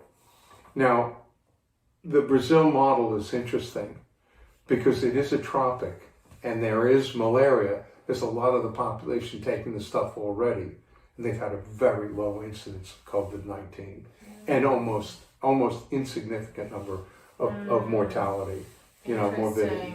So that's anecdotal, and it would be considered by our FDA as an off-label use of a medication. But it has worked, and it is seen as one of the answers that for right now, since we don't have any other answer, we don't have any other effective antiviral, and we don't have any other option, and could be used now. Right, and I've seen them talk about this a lot on the news. I mean, I'm sure you're reading this all in the medical literature, which is where that's where you got most of your information. Most of it. The fact is, this is the unfortunate thing about COVID-19 from my perspective as a health professional. It's been politicized. Yes. So turn it into something against a candidate or for a candidate, and as part of a political posturing from people who have no medical background, but who have harsh opinions and who have an agenda. They have an agenda. They're pursuing a specific narrative. And if they want to take the information, distort it, or impale it on with their own kind of political perspective, it stops this from happening. Because quite frankly, no germ has a return address. It doesn't care where it came from, doesn't care who it's infecting, it doesn't care what your color is, what your race is, what your gender is, it doesn't care. Yeah. And the point really is, we need a solution. We don't need more screw-ups. No. And is there anything folks with chronic asthma should do to lessen the impact of getting COVID? Or if they do get it, any way to mitigate the risk to lung function? That's a good question. That's a really good question, actually. And there's good news and bad news. Okay. That sounds like a joke, right? Donkey walked into a bar. No, the good news is that almost all of the anti-asthmatic inhalers and the treatment for a reactive airway, they're safe for use, and there's no need to interrupt what you do to keep your lungs from becoming hyperactive. The American Academy of Allergy and Immunology, and Allergy, Asthma, and Immunology, they put another A in there. It's for the breathing in. But they've done a fairly good job of evaluating anti-asthmatic, especially the inhalers, and have found that the steroid inhalers with the bronchodilators do not increase your risk from COVID, and indeed, by keeping your airways from becoming overly inflamed, you're actually producing good benefit. Now, the bad news is that you're in a high-risk category. Yeah. And that means you have to exercise great diligence. That's the patient who, in my estimation, shouldn't go out without the mask. They should be wearing the gloves and stuff like that. Might feel like overkill, but you can't be too safe. Yeah. And with anything that increases your vulnerability, and the underlying vulnerability is chronic lung disease. Right. That's what asthma is. Right. And that's one of the categories that has been impacted to a greater extent than those who don't have that. So stay on top of keeping your asthma under control. At the same time, you can significantly hyperhydrate, lots of fluids, yellow, green, and orange fruits and vegetables. You have to be on top of your rest pattern. Don't take anything for granted as far as your personal health and hygiene is concerned. And that plus proper, forethought. Don't expose yourself to something. If you have a doubt, then don't do it. Yeah. But that would go along with it. But a lot of your patients are going to be happy to hear that because they've been wanting to hear that for you for a while, Dad. You think? Absolutely. Okay. I know they're all going to comment on this video and say thank you. So that's very good advice. Stay ahead of all of your health parameters. Make sure you take care of yourself. Yeah, good advice. That's good advice to everyone. Yeah. Is there a reliable set of symptoms? I feel like we may have talked about that. Had a friend who tested positive with no fever, another lady with lungs that were filled with fluid and no symptoms prior. Can we expect that the symptoms will continue to vary drastically? The spectrum of individualization is the same in disease as it is in health. Some people can run fast and others can't. So if one, and I'm not trying to downgrade, that's actually a good question, because it's asking how variable is the manifestation, not how variable is the disease. Well, the manifestation depends a lot on the biology of the patient and what actually is going on. How a woman, anybody for that matter, would fill up with fluid and be asymptomatic, that's a conundrum. That's really not, there's something wrong in my estimation with that picture. So what is there an underlying pulmonary fibrosis that picked up on x-ray and they said, oh, you're full of fluid, but she's not got a cough, she's not producing phlegm, and you need more information to give an explanation for that. And somebody who has a positive test and is asymptomatic, well, there's another sort of, where are you on the spectrum of the event? Right. Is it early, middle, or late? Right. Did you have symptoms and they didn't strike you as significant enough to program it? Or are you going to have them? Right. So there's not really enough meat in that question to give a solid answer. But everybody individualizes. We're heterogeneous when it comes to that. Some people can tolerate pain and others, they can't stand to have their nails cut. It's, That's a great answer. Okay.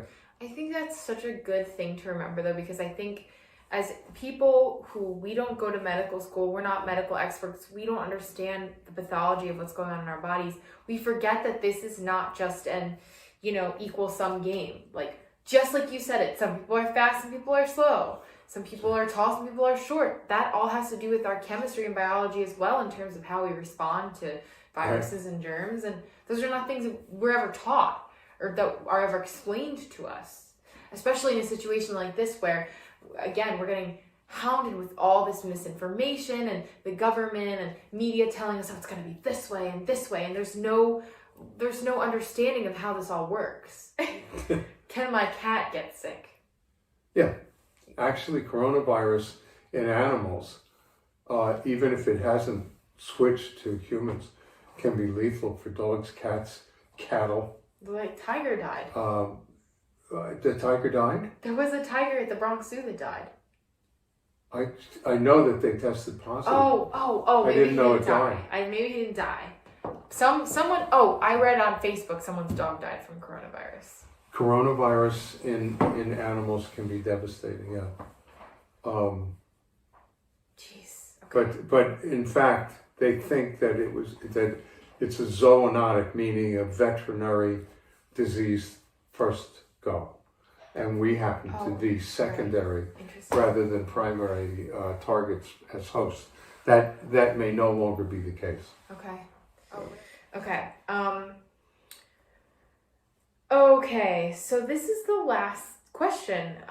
Someone said, I'd really like to hear his suggestions on ways for lay people to follow the virus that are as low sensationalist as possible.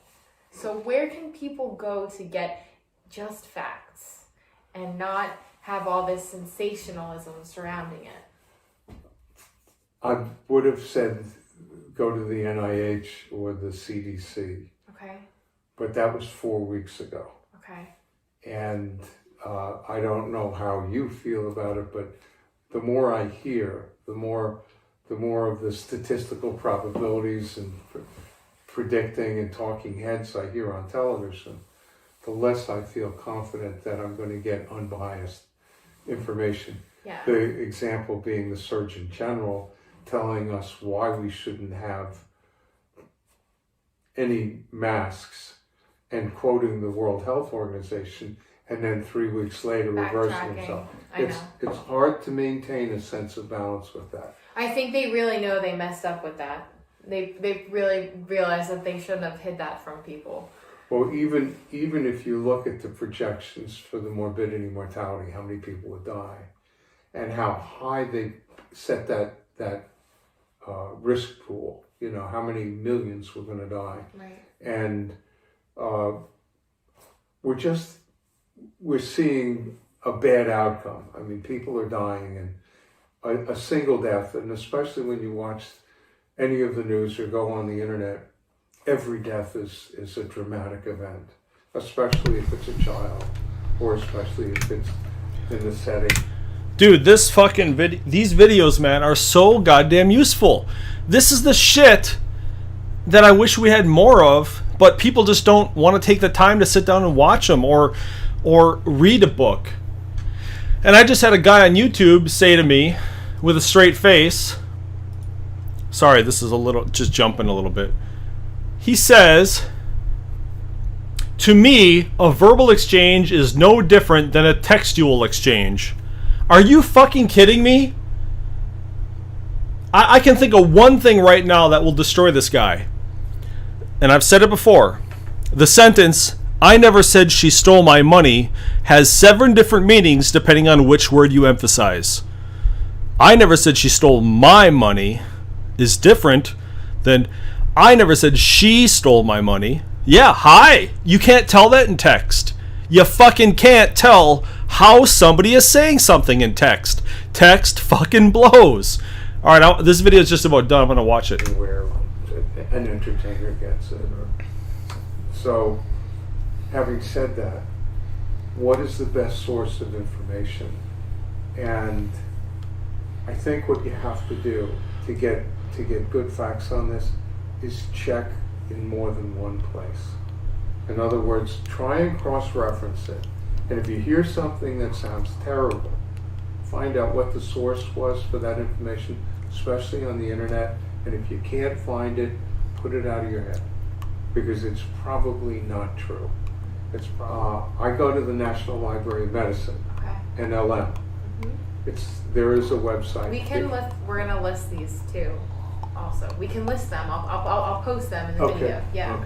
But I always use the National Library of Medicine, because when you pull an article that has made its way into that literate pool, you're going to get good information, and then they always have a long list of cross-references, so you can go through the cross-references and see it. And if it's an opinion piece, put it aside and go back to the science. Don't believe anybody's opinion. Yeah, you sent me that one, like. Yeah, but how to dissect what's good information from what's bad information? We're all swimming in a sea of lies. Yeah. It's hard.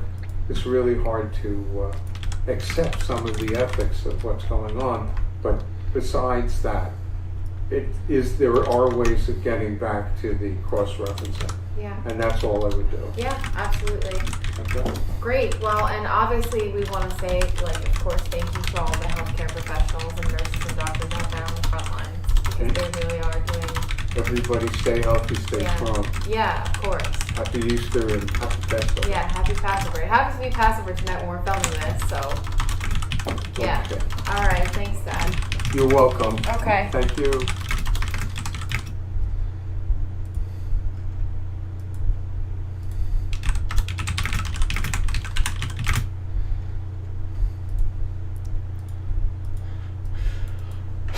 Yep, that's fucking good shit, dude.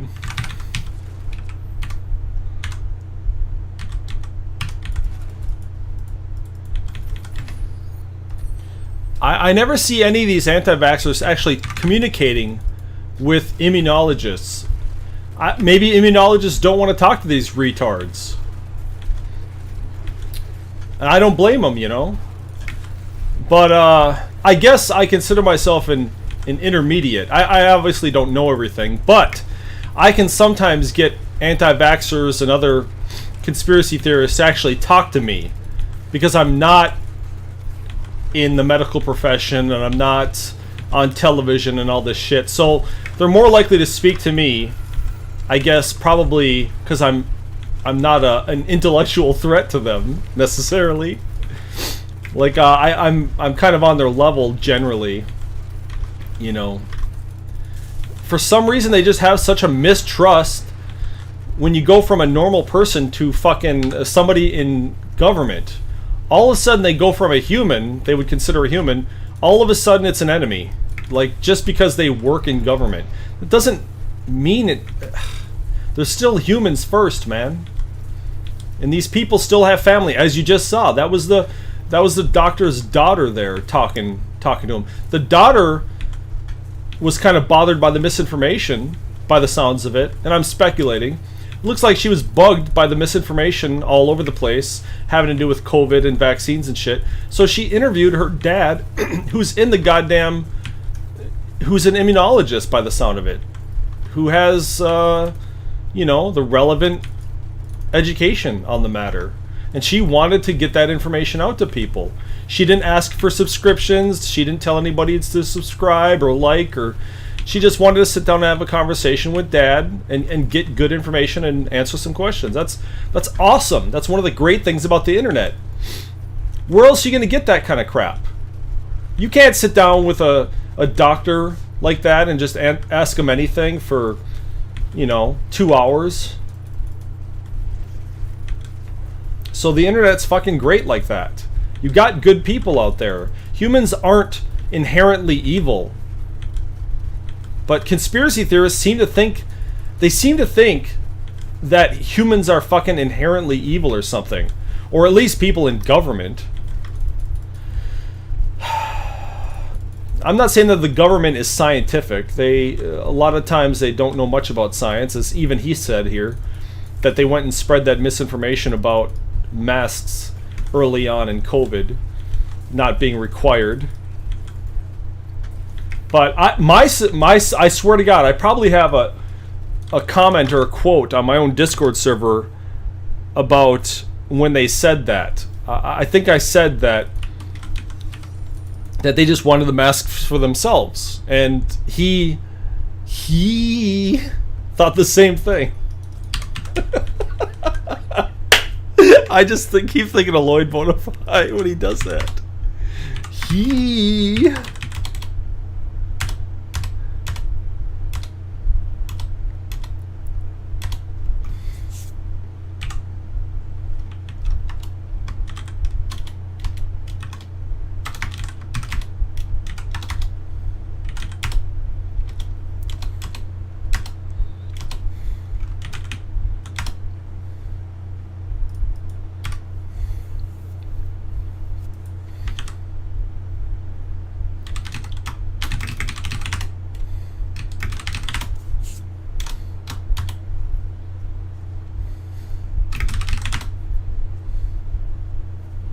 Oh. Okay, here I'm gonna listen to some Hendry now. Rabbi Katz. Something still, I've talked to the press and the police about that. No, but I want to bring it up again. This is a man who was beaten severely in your neighborhood by 2 children trained by you. I don't think it's fair to bring that up and hit and run with that. And well, I want to tell his story, okay, because the man that abducted Elizabeth Smart was bearded, was religious, and here comes a man down one of our streets with a beard. He was wearing a hat very similar to what Clark, I wanted to say Clark Kent. He was wearing a Clark Kent hat. And that would be a Hasidic Jewish rabbi, okay? Well, I don't understand dressing like, Hugh Beaumont or something. I don't understand that. So, and he's not dressed like Hugh Beaumont. He's got a big freaking beard, and what are the curls that the kids cut off? They were having fun. Your children stood a Jewish rabbi up in your neighborhood, cut off what are called a pass, the curls, took off his hat, trimmed his beard, basically treated him like a Jew in Nazi Germany. Oh, my God. Mr. Henry, that is slander. That is absolute slander. Well, the fact is, they did. He looked like a man who might abduct, similar to the Elizabeth Smart abductor, who we all remember. And I can't believe you said what you just said. And I do think there are legal lines not to cross. I don't think I've crossed any legal line, man. Well, I think you have. All right, well, that's fine. I promised the lady Sandy I'd get back to her right away. Hello, Sandy. Thanks for holding on. Hi. Yes. Bobby, I want to tell you I'm listening. Can I talk? Yes, I haven't I'm even got to listening. say anything and you're honey. Well, My dad taught us to defend ourselves. He taught us to fight. He taught us to box. He taught us to shoot guns. He taught us to use our keys as a weapon. And you know what it did for us? Now we have 4 daughters who are all grown-ups with their own families, and none of us will teach our children these things, because what you teach your children is that every person is this potential cannibal. All right. None of us want to be out. None of us want to be out with other people because every person we see is this cannibal. That's why this poor Hasidic Jewish man, this rabbi, is attacked by your children because you're teaching them that every person is a potential cannibal. Well, now, I understand we need to be aware. We don't need to be afraid, but you've got to have some reasonability. Yes, we need to defend, but I can tell you right now, after being raised that way, I would never raise my children like that. I have 2 grown men. My sons are 23 and 25, and I guarantee you I did not teach them what my dad taught me. I want them to be able to go out in public, to see people around them and not be terrified. Are you done? You know, that's a little rude. What? Saying, are you done? Did you listen to what the lady said? She was... I was raised this way. I was raised this way. I can tell you from experience that what you're saying is wrong. Do you know how frightening this man looked in the dark? He looked like an animal.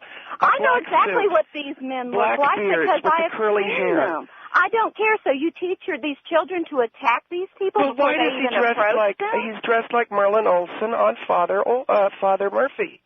So? What are you talking about? Do you remember the big, large man with the beard that was like... Yeah, Merlin Olsen was on Little House on the Prairie. Yes. All right. I know who you're talking about. I thought Jewish people, or at least the rabbis, had to wear some kind of a star. I'm sorry. No, they do not. Oh, that was Nazi Germany, just like the host told you earlier. Well, what are you inferring? These children are fear. No, you're teaching them fear. That's all you're teaching them. And you're creating an aggressive behavior that will either take them to a point in their life where they are strictly aggressive and in trouble with the law, or your children will be afraid to tell you about being attacked. No, they're going to be afraid to go out in public. Your daughter, Sandy, will come home afraid to tell you that she was attacked until you see a little bit of blood in the toilet the next morning. No, and then you would not. God almighty, everything with you is just frightening. Yeah. I mean, a little bit of blood. You won't say anything. All right, listen, Sandy, How thank you. How old are these children that you teach this to? Anywhere from 6 to 10.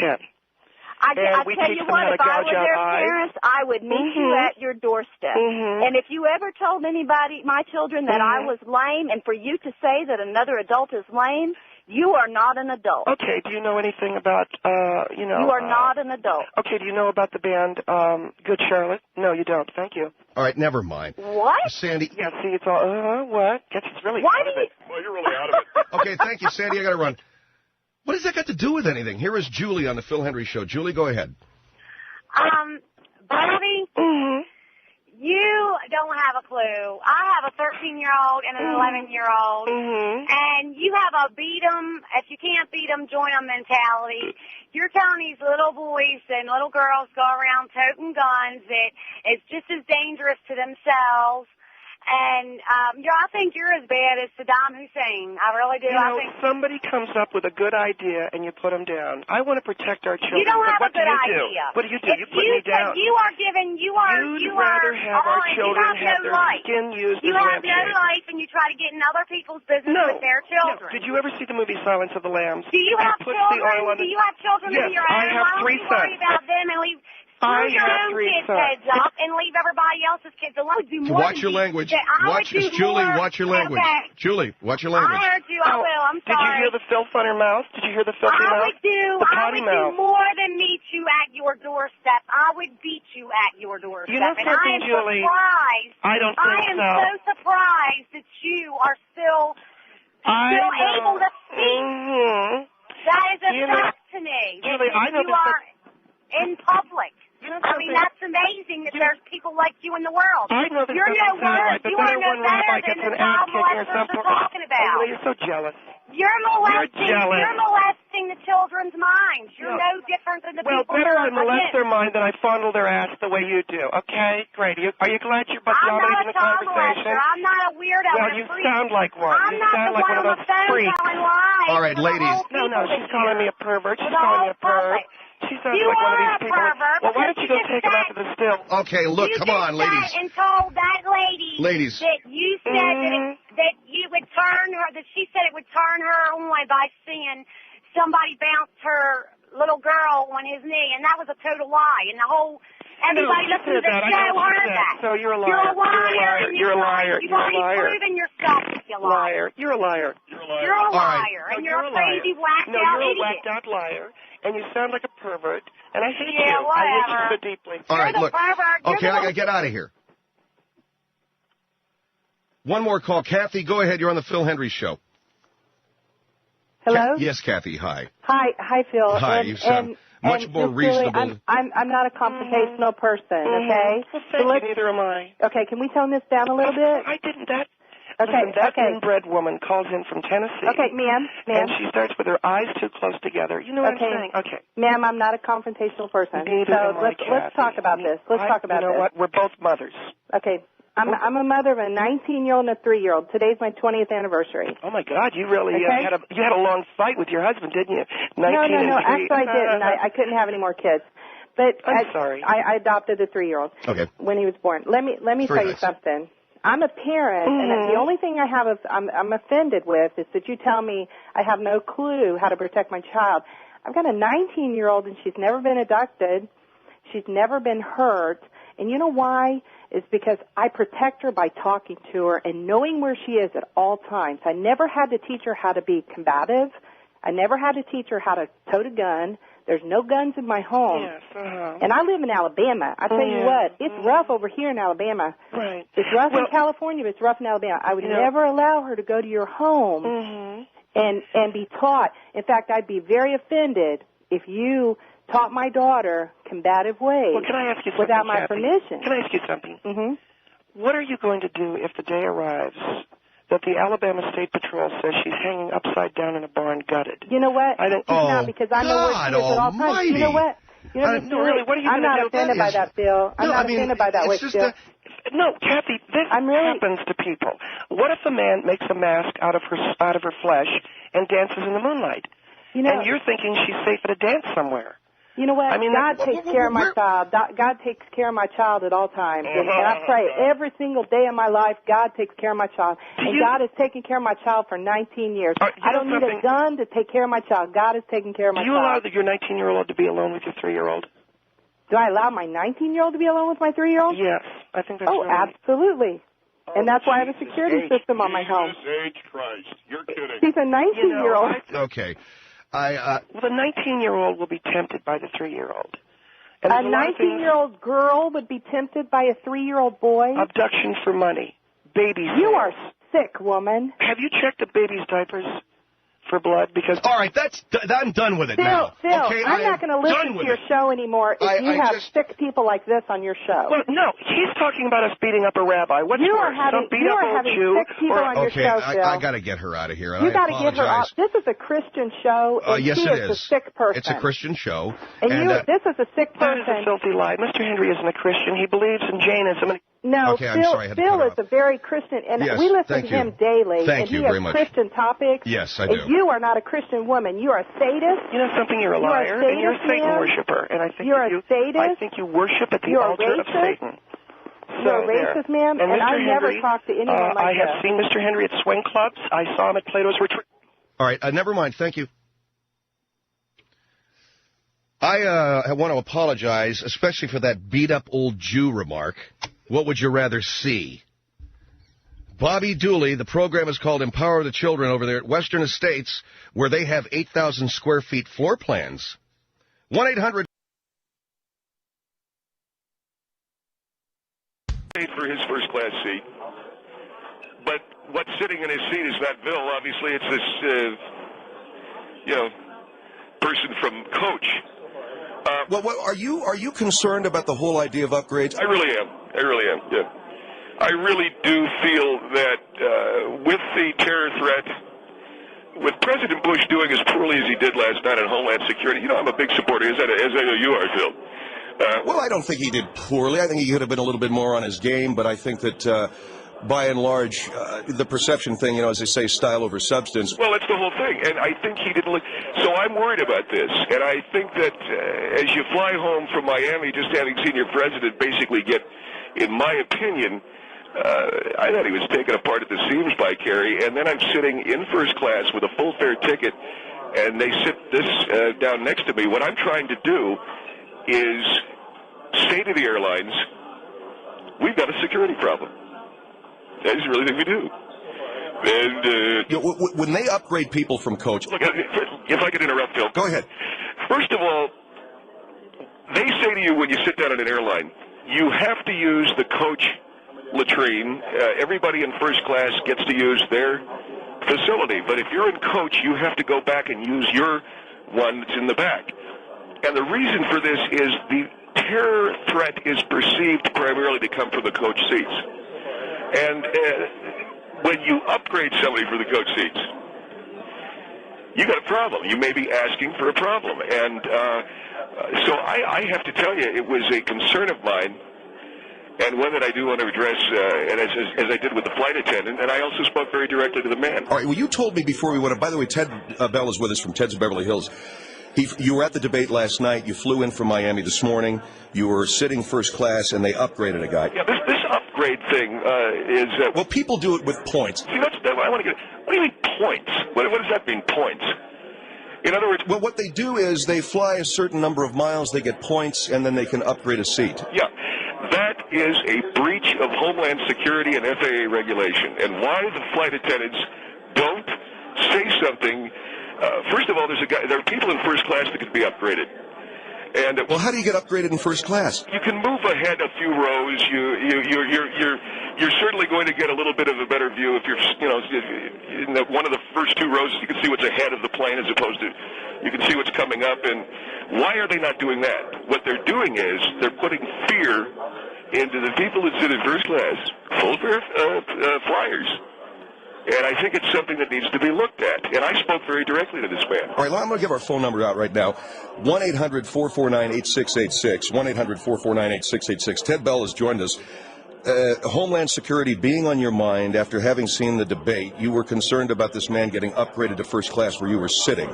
You feel it's time for the airlines to shut that program down? I think look, I pay for a full fare ticket. And when this man got up to use the first class latrine or the men's room, I said to him, I asked him where he was going. He said he was going to use the bathroom. I said, well, you're actually from Coach. So while you're sitting here, you need to use the Coach latrine. And he looked at me as if I was crazy. You see? So this is... well, why wouldn't you want to use the first class? You see what I'm saying? He didn't pay a full fare price. I pay the full fare price. The other problem that you have is when these people move up from Coach, people who sit in first class have a tendency to, I want to say their hygiene's a little better. This gentleman was a little bit, if I could, as the kids say, B.O., yeah? The kids will say, hey, this guy's got B.O. My son's always coming home and saying, oh, the kid, he's got B.O. This guy had B.O., and I'm saying that there is a way to do it. All right, let me just, if I could interrupt here, Ted. Go ahead, Phil. I believe that there is a risk of sounding a bit snobbish. And You immediately go there, don't you? Well, no. But I just there's a risk of sounding snobbish as if I belong in first class. No, again, let's remember what we're talking. The flight attendant says clearly at the beginning of every flight, those of you in coach, stay there. Those of you in first class, can we get you a drink? That is the essential difference. And what I'm trying to say is primarily this. If they're telling people in coach to stay there because the terror threat is perceived as coming from coach, because they can rush the door. Now, you put one of those people in first class, he can rush the door. The other thing that I think needs to be said is there is a certain anxiety level that rises in first class when you bring one of these people up from coach, because now people in first class are thinking, is there a security breach going on here? Is there a risk? My anxiety level, everyone's reaches. And I was talking to Bill Richard about this, and Bill said it's possible that someone in first class who doesn't mean any harm at all, out of fear, will pick up one of the plastic knives they give you, hold it to the throat of a flight attendant, and he didn't want to do anything bad when he first got on the plane, but suddenly he's holding a flight attendant with a plastic knife to her throat, and of course when he gets off the plane he goes, I don't know, why did I do that? Well, you're talking about like mass hysteria. I'm talking about a full-fledged mass panic. And are you telling me you would feel like getting up and slitting someone's throat because a terrorist is next to you? I'm saying that your thinking isn't clear. I may want to rush the cockpit. He may want to rush the cockpit. What you're doing is you are suddenly becoming infected. It's called the Stockholm Syndrome, Phil. I don't know if you've read up on it. Where basically people become terrorists because there's a bad example set there after they've been kidnapped. And they suddenly go, well, I'd like to do that too. And these are the things that I think you want to talk about. All right, 1-800-449-8686. Let me go to a phone call here, Ted, because we do have people holding on the line. I've got Laura. Laura's in Bethlehem, Pennsylvania. Laura? Yes. Yes, ma'am. Go right ahead. You're on the Phil Hendry Show. Hi. I do not agree with the person who is speaking right now. I do not feel it's a breach in Homeland Security at all to have someone bumped up to first class. Well, but why do they keep people back in the coach section? You got to ask yourself that question. And I think when you do, you put these things together. They keep people back in the coach section because they obviously can't afford to be paying them in first class. I would love to fly up in first class. I can't afford it. But they say you can't use the bathroom. In first class is to use my airline miles and have them move me forward. I think that would be fantastic. I feel it's very pretentious and pompous. I think it's a social standard that you're looking at, that you don't want people who can't afford it to be sitting in first class. Ted, you wanted to make a comment? I just want to say to Laura, first of all, Laura, why do they tell you you can only use the bathroom in coach? You know, you've heard the flight attendant say that. Please stay back there, and if you need to go, number 2 or whatever you need to do, go back and do it back there. Why? Because that's what you paid for. Well, no, I mean, the bathrooms are the same. Believe me, I've been to the coach latrine and to the first class latrine. Other than the fact they do have different soaps in the first class men's bathroom, and there's some towels that they have. But why? The reason is because the terror threat is perceived as coming from coach. I don't know. You're a nice lady. I'm talking to you now. You come up into first class. I've never met you before. You've got a lot of people nervous. Why are you there? Why? This is what is I'm sorry? If you have not been bumped up to the first class, then you shouldn't use the first class bathroom. If you've been bumped up to first class, then why not? Why are you using the first class bathroom if you're in coach? Well, you shouldn't be. Maybe it's probably because you want to, but the other thing is maybe you want to get up there to get into position to rush the cockpit. And these things, absolutely. I just think it's an absolutely ridiculous notion. If that's so ridiculous, I invite you to travel to New York City and go downtown. There's a large hole in the ground there. All right, Ted, we know about. Okay, it would be ridiculous. Those guys rush the cockpit for the coach. Okay, and were those guys in coach? Who? The guys that did the 9/11 job. My understanding is they had a standard coach ticket. Yeah, and they were way back. They were like in row 26, sweating. Assembling weapons back there. No one saw anything. And the next thing you know, they're running up, and as they were running forward, guess what they told the flight attendant? What? They said, I got to go. I got to use the bathroom. They're running up there, and the next thing you know, you've got dead people. So, Laura, it's something to think about when you're traveling with And your how children. do you know that? They actually told the flight attendant they have to go up and use the bathroom. That's noted in the flight data report. It was one of the last things the flight attendant said when she was on the cell phone. She said, the guy needs to use the can, I got to go. And that's what they No, I don't know. I didn't hear that. Well, I'm sorry. It's in the intelligence. It was in the chatter that I heard about. The chatter, huh? So, in other words, when these cats were talking back and forth... I didn't read about that in the 9/11 There was chatter. report. Did you read the 9/11 Commission report? Yes, I did. All of it? Because there was chatter. I'm three-quarters of the way through. Okay.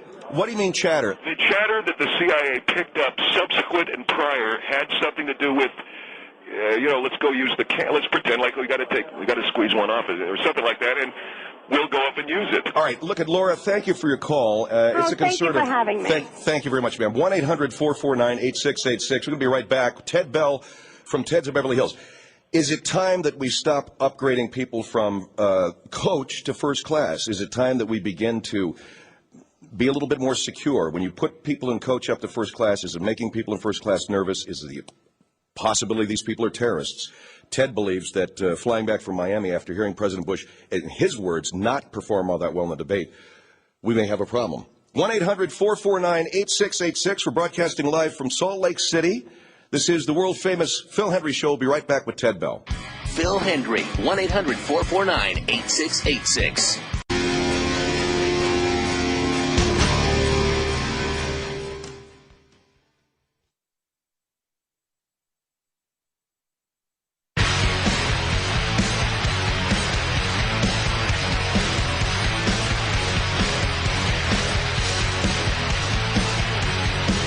The Phil Hendrie Show is back.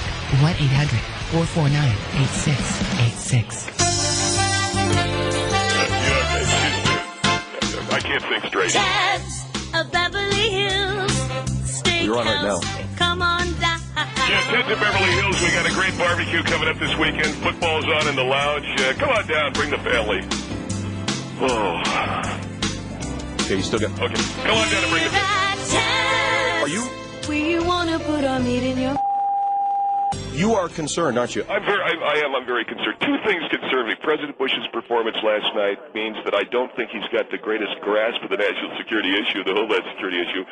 Secondly, and more importantly, it's funny what our leaders don't think of. I'm there in first class, and I'm Ted Bell, Phil. I own one of the biggest restaurants in America, and I suppose it's natural for me to think outside of the box. But suddenly, here comes this guy from Coach sitting next to me. I'm Ted Bell. And so I said to the flight attendant, this is exactly what the president was trying to say. This guy comes up from Coach, and the next thing you know, he's holding a razor blade to your throat. And that is... Boy, that's a hell of a thing to talk about on a plane. Well, you said some flight attendant was talking that way. Well, I was flying back... What was she saying? Well, I was flying back from... Maria and I were flying back from Aspen, Mexico, and the flight attendant was talking about somebody trying to bust into the cockpit. You see what I'm saying? Look, you've got to talk. You've got to air it out. Well, I told her. I said, I don't think it's appropriate to talk that way. Let me go to some phone calls here, Ted. I do want to talk with people out there because I want to warn them. I don't know what you had in mind. I think there's a lot of people who disagree with you. Well, okay, they disagree with me. Look, I've been flying first class for, I don't know what you're talking. I've been flying first class for... There's a lot of people who do use their upgrades. Let me go over here to line one. Where are we going? To line one. Dorothy. Hello, Dorothy. You're on the Phil Hendrie Show with Ted Bell. Yes.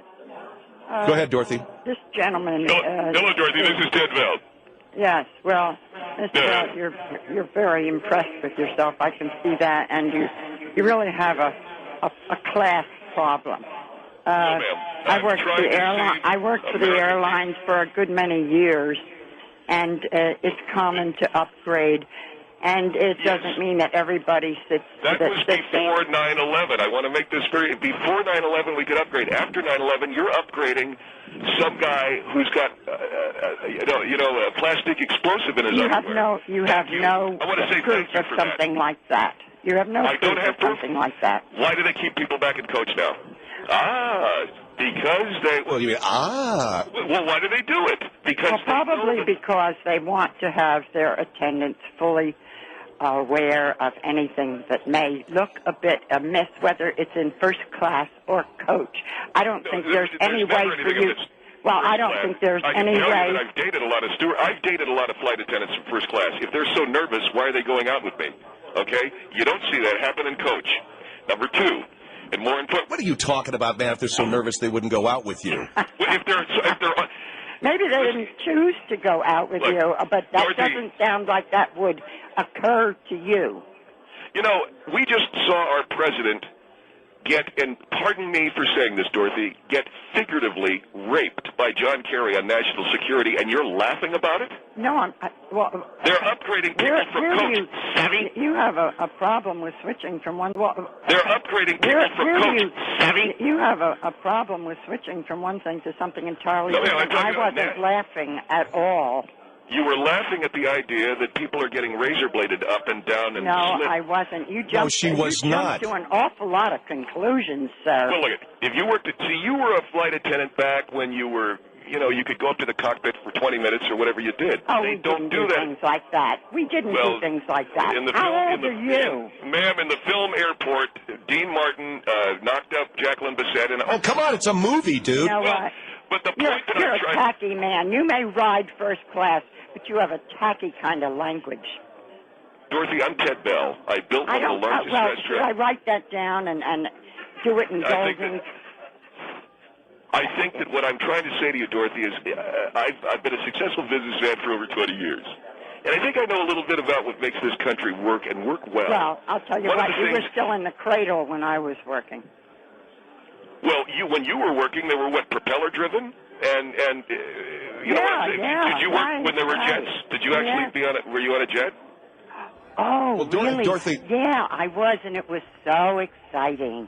You know, you're being sarcastic, and that's marvelous. You're stupid. You're just. Well, ma'am, you can call me stupid, but tell me I'm not lying when I say to you, some guy can jump up easier from first class and cut your throat than from coach. Why take those coach people? He may even have bought a first class ticket.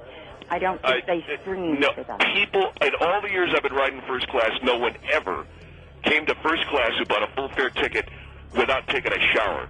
Now that's I'm Ted Bell. That is. No, really? Sir, okay, I can prove it. All right, well, when we come back. I'm sorry. Hold on, Dorothy. Hold on. 1-800-449-8686. 1-800-449-8686. Phil Henry Show. 1-800-449-8686. The world famous Phil Henry Show.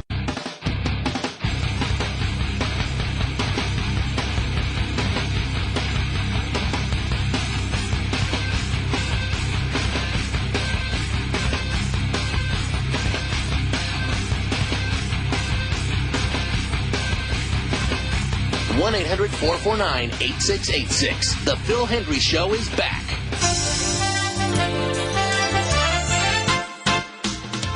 Ted's of Beverly Hills Steakhouse. Come on down. Hi, everybody. I'm Candy. I'm one of the hostesses at Ted's of Beverly Hills.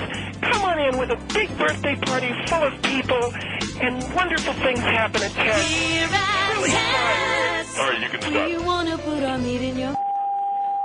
Is that Dorothy or Carol? That's Dorothy is one of our hostesses, I should say, Phil, and she's phenomenal. Has been a big part of our success. I want to get back, if I could, Phil, to this discussion of the upgrade and Well, let me, if you don't mind, ask this question before we go back to some calls. You keep tying in with President Bush's appearance last night. Look, Phil, I know you don't want it to be as bad as it was. I think that you're overreacting. I think the president probably could have been stronger. I don't think he got his... You used the rape word. I think he got his rear end handed to him last night. And now I'm thinking about this coming back from Miami, and here comes this guy from all I'm saying to the airlines is this. Now, you can have Ted Bell sitting in first class, or you can have Joe Sixpack, wife beater shirt, no shower, baseball cap, turned around backwards, feet up on the seat in front of him, not a full fare customer, possibly a terror threat. And when I mention the Stockholm Syndrome, what we're talking about is the synergy between the attacker or the terrorist and the individuals being attacked. And what happens is they take on the qualities of that person. What you're going to find, reasonable, law-abiding people in first class suddenly rushing the cockpit for no reason, And this is... You're trying to tell me... Look, the thought of it makes me want to vomit up. Just vomit blood.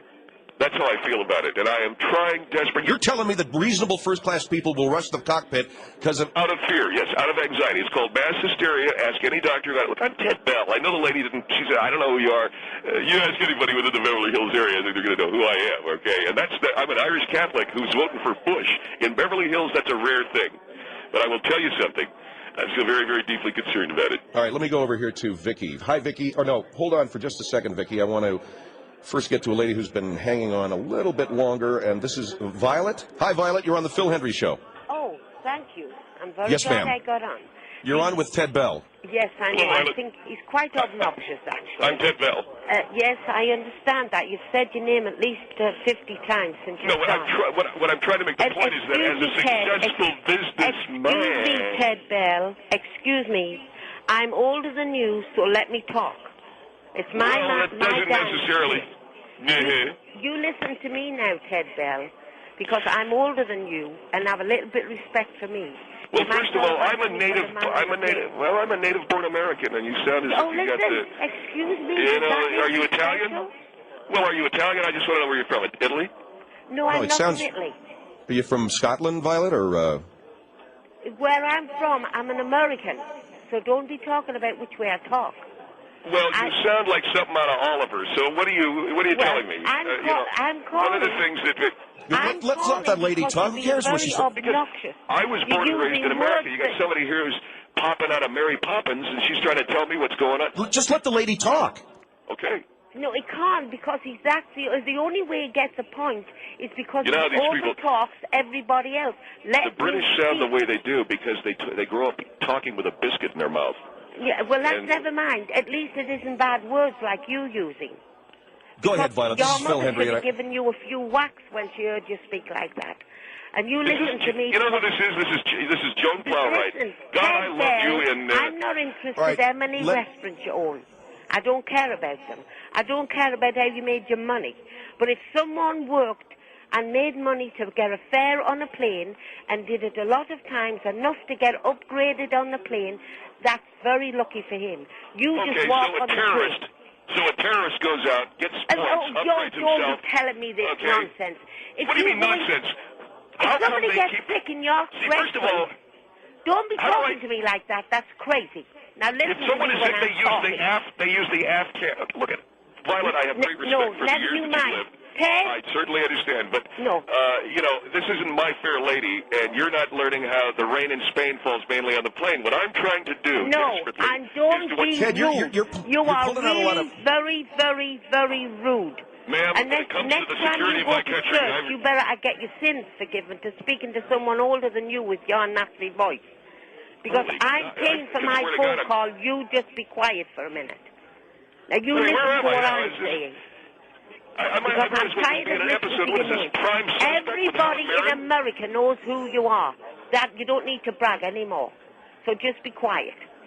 Let me ask you just one thing. I want you to sing the Lucky Charms song. Always after me, Lucky Charms. You know. Come on, Ted. If you are concerned about you made fun of that lady for laughing about national security a minute ago. Now you won't let this woman talk. She's saying that if someone upgrades themselves, they deserve to be there. I'm saying the time has come to eliminate that little free ride that the airlines have been giving all of these people out there.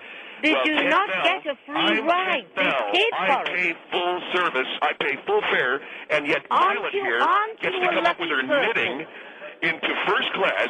You get to sit there with your knitting and your biscuits and tea or whatever. No, I'm sorry, Ted. You can't sit with knitting because they don't allow knitting needles on the plane anymore. Yeah, that's right, Ted. You don't know your flight place. That's right, Ted. What do you think of that? Yes, they don't allow knitting needles. How is it a native-born American is being subjected to ridicule by you, Mr. Henry, by this individual who is a part of the country that at one time had us in chains?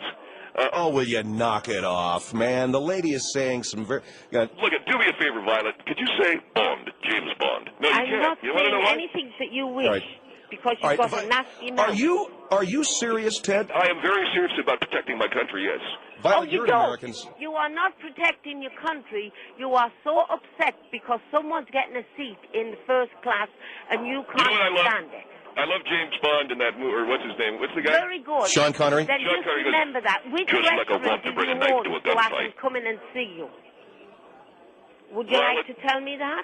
Violet, I want you to know something. As much as I appreciate your love and concern for our great country, if they upgrade you If or the any member of the Irish race all right, into Ted. first class, Ted, can you wait 1 second I'm and going to let start me throwing tell some you hands. that I was All right. upgraded because 40 years ago, my mother was very ill. I had a small baby. I had to go over to England. Okay, this has been Haley Mills. No, and, listen. You look listen at- to okay. me now. Yeah. You listen to me. All right, look at Violet. Why don't you hold on, hon? Because I do have to move on to some calls. Just hold on for a second. Even you recognize she's trying to filibuster her way through some sort of a rationalization of terrorism. Now, you want to... No, wait a minute, man. It's a lady. The lady has lived in this country. One of the things I really resent is an American with an accent being singled out for ridicule. And Well, it's what we do in this country to try and take our minds off the fact that many of these people with accents, Mr. Henry, have been responsible for some very serious acts of terror. I'm not saying Violet did, but I am saying the time has come to ask these people questions. If they have a thick accent, if they have a distinguishable accent, something that sounds, this lady is very thick, and, I made jokes about Mary Poppins. Sorry, you're not going to first class. wait a minute. Somebody with an accent? Yeah, I'm sorry. An Irish accent. You heard of the IRA? Oh, my God. Yes. All right, let me go over to Vicky. Where are we going to? Yeah, Vicky. Hi, Vicky. You're on the Phil Hendry Show with Ted Bell. Yes, hello. Go ahead, Vicky. I was just wondering how much difference you think the price is between coach and first class. The difference in price, I wouldn't be able to tell you because I haven't bought a coach ticket in so long. It would embarrass me. You know what I'm saying? Well, the thing is, it's I would not be that different embarrassed. anymore. The airlines have discovered that they've been giving away these free first class tickets to their passengers that fly quite often.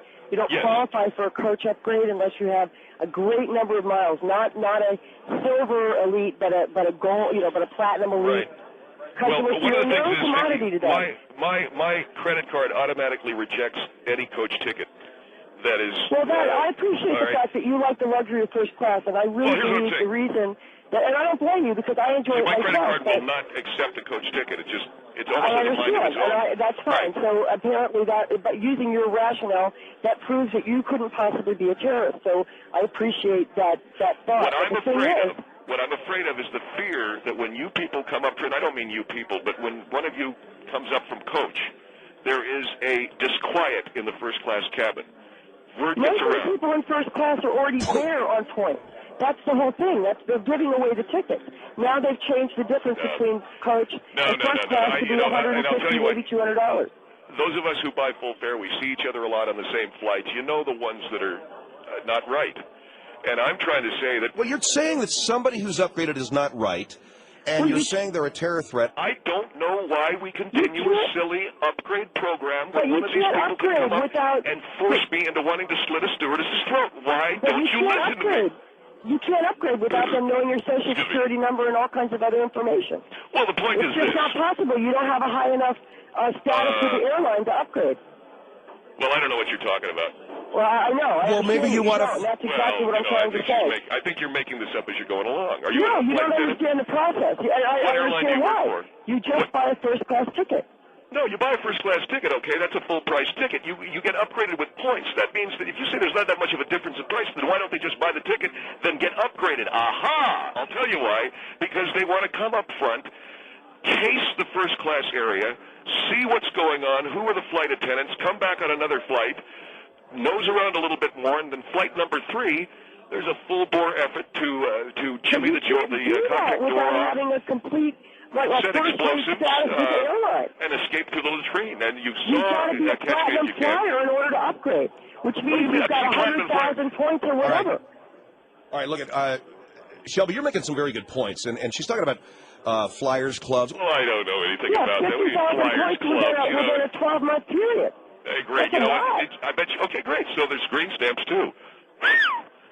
All right, don't make fun of people because they happen not to have your income. I am not. I am trying to say that as an individual who cannot afford the full fare ticket to sit in first class, I think the time has come to simply say to those people, pay full fare or just stay back there where you can be contained and looked at periodically through a curtain. Oh, man, dude. Man, dude. Let me ask you a question, Phil. Did you fly to Salt Lake City? Yes, I did. First class? Yes, I did. Oh, well. And it doesn't matter to me whether a guy upgrades or not. You know something? You haven't been flying long enough. Let's go to some more phone calls. I haven't been flying long. I've been flying my whole life, man. I've been flying my whole... I'm flying in first class. Dawn, go ahead. You're on the Phil Hendry Show. All right.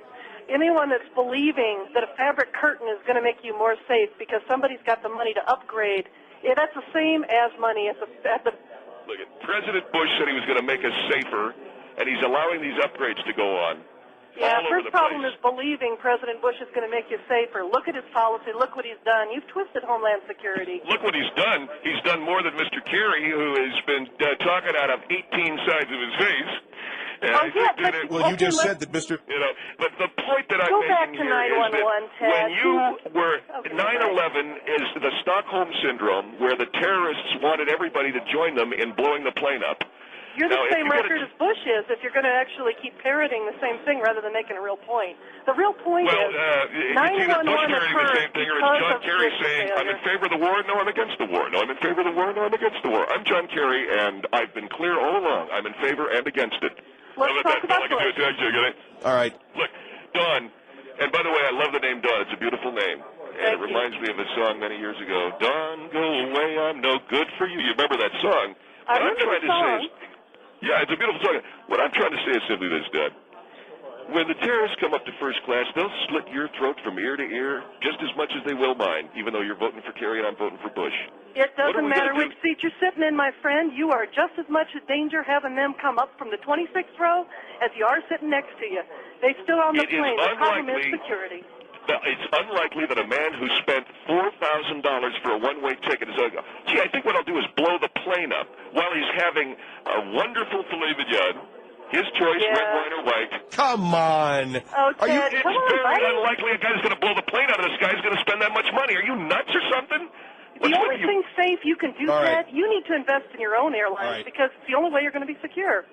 Well, with John Kerry as president, you're right. Ooh, I'm sorry. Did that sting? That hurt a little bit, did it? No, it did hurt a little bit. Come on. No, she gets Kerry in office. By God, I will buy my own airline. I might as well get my I'll own get country Kerry going. in office because it's the right Yeah. thing to do for security. It's the right thing to do. Yeah, he's got so much of a record on that, too. All right, look, Yeah. thank you very much, Dawn, for your call. I appreciate your call. And it sounds to me like you were baiting a lot of these people. And No, Phil, I don't do any baiting except the starts with an M. You know, as long as you've been on my show, you've tried to get your own talk show. And with that kind of material, you know. You know what, Phil? God bless our president. God bless everyone who just called this hour. God bless you. But until we begin to crack down on these fat women and these dumpy men who go, can I upgrade to first class? And the next thing you know, they've pulled off their Disneyland T-shirt. They've whipped off their I've been to Carlsbad Caverns shorts. And you're looking at a heathen with hot coals for eyes, sharpening a saber, ready to drive it through the body politic of Christianity. I'm not going to let it happen. Now, I'm Ted Bell. I know. You know what? You can go to the horned one. Hello? Okay, yeah, he hung up. I don't know what to tell you other than we did fly first class. And anyway, this is the Phil Hendry Show. We're live in Salt Lake City, broadcasting live. We do thank Ted Bell for his effort at Homeland Security. Don't let people upgrade because they may